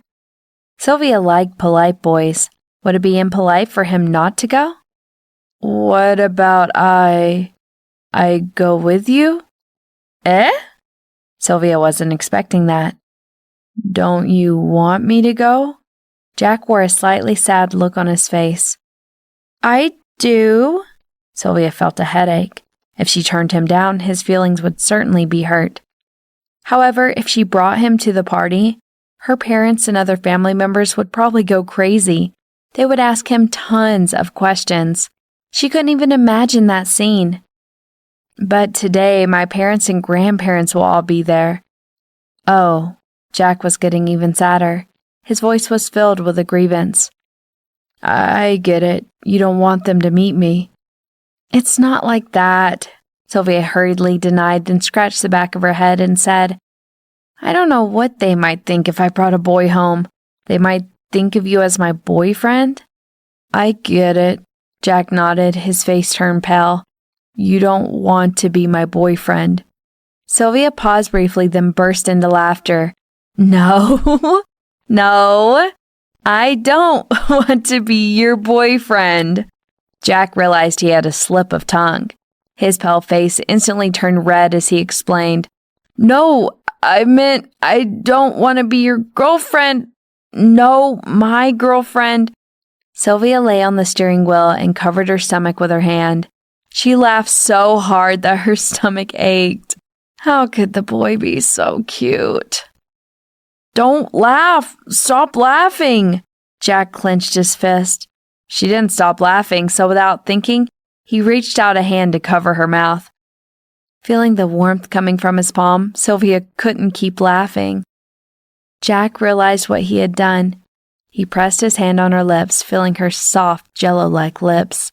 His fingers touched her cheek, which was also smooth and soft. Sylvia, your face is so soft. Somehow, he gently pinched her cheek. The texture of her skin was so nice. Realizing what was happening, Sylvia glared straight at him. Jack took a fright, quickly retracted his hand, and then stuttered. I'm sorry, I didn't mean to do that. Your hand was on my face. How dare you say that you didn't mean to do it? Sylvia pretended to be angry. Jack felt both anxious and awkward. He worried that Sylvia might think of him as a flirtatious guy. I couldn't help. Punish me if you're angry at me. How exactly should I punish you? Sylvia raised her brows. You can pinch my face. Is that okay? Jack raised his head, looked at her, and blinked. Sylvia didn't know what to say. She suspected that the boy was pretending to be silly so he could take advantage of her. No. Seeing the look on her face, Jack reached out a hand and said, Then you can pinch my hand? Sylvia glanced at his slender fingers. He did a lot of experiments, so he had calluses on his palm. However, his fingers were all perfectly shaped. In your dreams, Sylvia slapped his palm and then said, As your punishment, let me be your queen. Jack was stunned. A short while later, he repeated the word with a dry voice. Queen. Sylvia coughed slightly and said, You only need to see me as your queen. Don't need to call me that. Jack blinked and said, You are already my queen. If she wasn't his queen, why would he listen to every word she said and always think of her as his top priority? Hearing that, Sylvia felt sweet. She couldn't help but reach out with both hands to rub the boy's face. His skin was almost as soft as cheese. She wondered what he always ate to make his skin so great. Jack's face was pinched by Sylvia's hands. He didn't know what kind of hand cream she wore, but her hands smelled so nice. Queen? Sylvia, can I go to your nephew's party? Jack brought up the original topic. Sylvia thought for a moment, then responded to him seriously. If it was my birthday, I would have certainly invited you. But you're not my boyfriend yet. If I brought you home, my family would think that you're already my boyfriend, and they'd ask you all kinds of questions, such as what is your job and how old are you? You don't like talking, so it would be hard for you. Besides, I think we're not there yet? We shouldn't give each other pressure. You have no idea how scary my family can be." "Oh," Jack was a little disappointed. "I was going to give your nephew a little gift." "What is it?" Sylvia was curious. Normally a gift from a scientist would be special. "This." Jack took out a tiny blue watch from his pocket. "This is a watch I recently developed for children. This watch has GPS and can make phone calls, remotely monitor, play music, and take photos and videos. Of course, those aren't important." Sylvia clicked her tongue with surprise. Those functions weren't even important? Some watches for children like that could be found in the market, but none of those had so many functions. "Its most important function is to monitor children's body condition 24 hours a day," said Jack with a serious face. "There's a sensor on the back of the watch. It senses the magnetic field of the human body through the skin. The watch can detect any change in the baby's body in no time. It also contains data on all known human diseases. When the baby isn't feeling well, the watch can accurately find the cause, such as a fever, stomachache, or inflammation of the throat. It can read over 100 symptoms." So powerful. Sylvia was dumbfounded. She didn't have children, but she heard of some parents that before the babies learned to talk, all they could do when they were feeling unwell was cry. The parents could feel so troubled sometimes because they didn't know what was wrong with their babies. Things would become so much easier with that watch. "Yeah," Jack nodded. "I think this watch will come into the market next year. Many new parents could neglect their babies' conditions because of their lack of experience. Every year, a lot of babies died for that kind of reason. That's why I developed this watch. You can try it on if you don't believe me." "Can I?" Sylvia was surprised. "Of course." Sylvia put it on. About 10 seconds later, the watch reported, "After corpus luteum atrophic, estrogen and progesterone secrete drop subsequently. The endometrium cannot get the support of the sex hormone, necrosed and fell off. Started the menstruation." Sylvia was nonplussed by the message. Jack sat there gape-mouthed.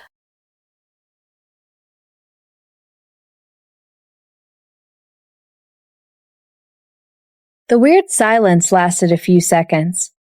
Jack worried that Sylvia might not understand what the watch reported, so he explained. "It means you haven't made love this month. You're not pregnant, so you're on your period." "Shut up!" A red-faced Sylvia glowered at him. "What do you mean by making love? Where did you learn that?" Did that silly boy intend to embarrass her to death? He might not feel ashamed, but she did. "I learned it from the internet." Being yelled at made Jack feel uneasy. "Scientifically, it's called sexual intercourse, but I think that word shouldn't be used between a boy and a girl, so I said make love." Sylvia didn't know what to think or say. Was make love an indirect term? She didn't utter another word. The watch continued reporting. "The menstrual flow is less than 30 millimeters, less than the normal amount. Irregular work and rest might cause endocrine dyscrasia. An unhealthy diet could hurt the spleen." "That's wrong." Sylvia took off the watch and said, "I'm not on my period." Jack looked at her straight in the eye and said, "It's telling you what's happening inside your body. Even though you're not on your period, you soon will be. Sylvia, women should take good care of their bodies. You rarely eat on time and always work late. If you don't get enough rest, you'll become sick." Okay, I get it." Sylvia dug her ear. She couldn't bear listening to him, so she started the engine. But Jack was still worried. Shyly, he asked her, "Sylvia, do you have pads?" Sylvia was boiling. She ignored him. "If you don't, you'd better buy some," Jack continued. "Otherwise, it might be problematic if your menstruation suddenly starts." "Stop talking! I need to concentrate when I drive." Sylvia refused to admit the watch was right. How could it magically predict her menstruation? That was impossible. After driving a while, Sylvia stopped the car and bought some breakfast, sharing it with Jack.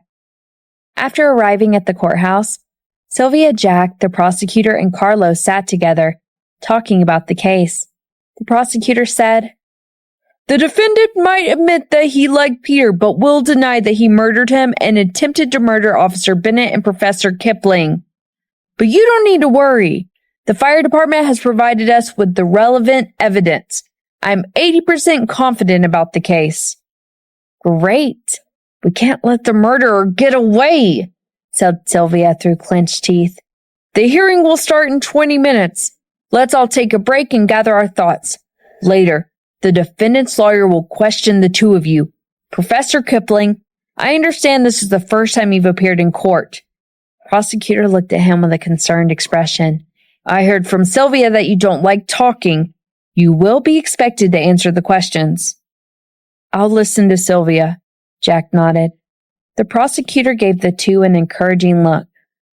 "I want to go to the supermarket outside. I need to buy something," said Jack.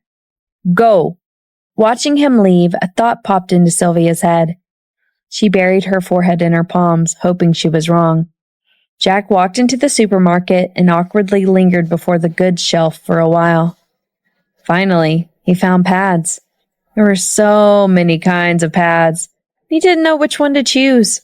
It was his first time buying pads for a girl. Merely looking at those pads made him blush. At last, he gathered his courage and bought the most expensive one.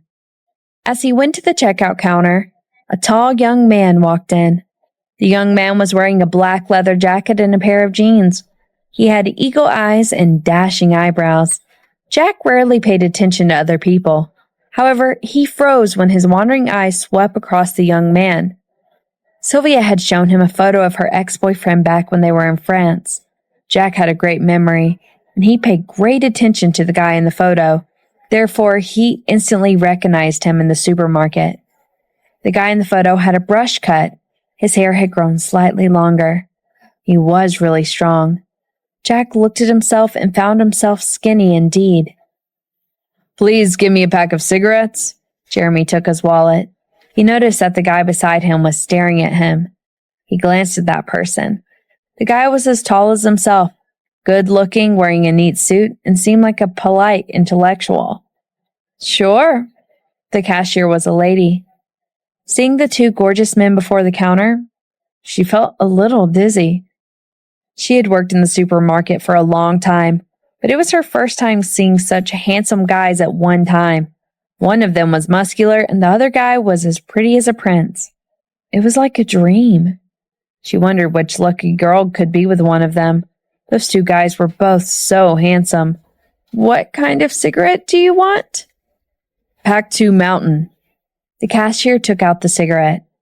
As Jeremy was taking cash from his wallet, the cashier said to Jack, "Can you please give me what you want to buy?" Jack embarrassedly took out the pack of pads from behind his body. "Is this for your girlfriend?" The cashier smiled. "You're such a nice boyfriend." Jack murmured to respond. He lacked confidence in front of Jeremy, but somehow he didn't deny it. Jeremy took another glance at him, then picked up the cigarette and left. Jack let out a breath. After paying for the pads, he slowly walked toward the court. Jeremy was about 10 meters before him. He was walking fast, seemingly going for the hearing. "So I'll be seeing him again?" Jack thought. "Am I going to meet my rival in love face to face?" Jack instantly grew nervous and felt very stressed. He had no experience facing rivals in love at all. The guy seemed not easy to deal with. He felt so bothered, so he hurriedly called Mr. Maxwell for help. "I met my rival in love, Sylvia's ex-boyfriend." "Sooner or later," Mr. Maxwell encouraged him. "He's her ex. So why are you so nervous?" "He's not her boyfriend. You need to remember that you're the one who saved her from the fire scene. The ex is handsome indeed." Jack was still unhappy. "Isn't Officer Bennett's brother handsome too? A girl like her should be immune to handsome guys since long ago. Haven't you heard that the people who eat the same meal every day could get tired of it easily?" "Really?" Mr. Kipling, just go. You spent more time talking to me. The ex might have a chance to talk to Officer Bennett, said Mr. Maxwell. Hearing that, Jack instantly panicked. He hurriedly quickened his pace and headed upstairs. Sylvia was standing at the door of the courtroom, looking at her watch. The hearing was going to start soon. Where had Jack been? Why hadn't he come back yet? At that time, Jeremy came downstairs. Carla greeted him and said, "What brought you here? Aren't you busy today?"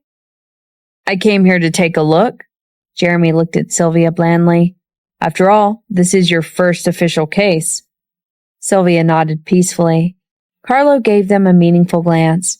He then thought of Jack and became a little nervous. It seemed that not only the trial was going to be intense today, there would be a great show out of court too.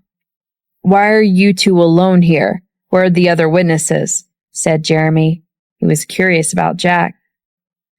"The school manager has arrived. The professor left to buy something." As Sylvia spoke, Jack showed up.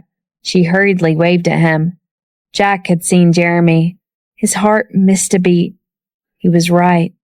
Unhappily, he walked to Sylvia. Jeremy turned to look at him, then paused briefly with surprise. "You!" He recalled what Jack bought from the shop earlier. He felt a pain as if his heart was cut by something. "Hi." Jack nodded at him, then moved to Sylvia's side. Sylvia glanced at the two guys, then furrowed her eyebrows. She did not want the two of them to see each other because she didn't want trouble. Jack seemed to be quite fragile. She didn't want anything to happen to affect the trial. "Do you guys know each other?" "We met downstairs in the shop," said Jeremy blandly. "I didn't know he was Professor Kipling." Sylvia felt embarrassed and wondered if Jeremy saw Jack buying pads. What a nerd. She had told him that she was not on her period, yet he insisted on believing it. Jack dropped his head, with his hand holding the pads in his pocket. He felt so annoyed. He admitted that he was buying pads for his girlfriend back in the shop. Hopefully, Jeremy wouldn't ask Sylvia about it. If Sylvia denied it, he would be so embarrassed. As the atmosphere was turning weird, Carlo hurriedly started talking while laughing, saying, "Are you surprised to know that Professor Kipling is not one of those old school scientists, but turned out to be so pretty and polite?" "Huh," Jeremy responded, then turned to Sylvia and said, "When will you go to the party? I didn't drive my car, so I don't know where the place is. How about you give me a ride?" Jack was stunned at first, but then he figured it out. He felt as if his heart was like an erupting volcano. The scorching hot lava burned his internal organs. She refused to take him to the party. She was going to attend her nephew's party with Jeremy. He was not important to her at all. Sylvia glanced at him, noticing the sullen look on his face. She had a headache. Jeremy's words could easily cause misunderstandings. "I need to drive Jack to his place later, so I'll probably be late. You can take a taxi. The driver will know where the place is." She called him Jack. Hearing that, Jack started to feel sweet in his heart again.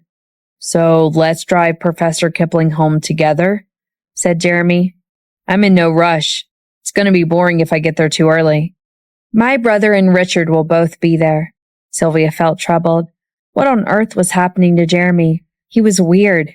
Aaron needs to keep his wife and son company, while Richard is spending every day following behind Jennifer now, Jeremy explained.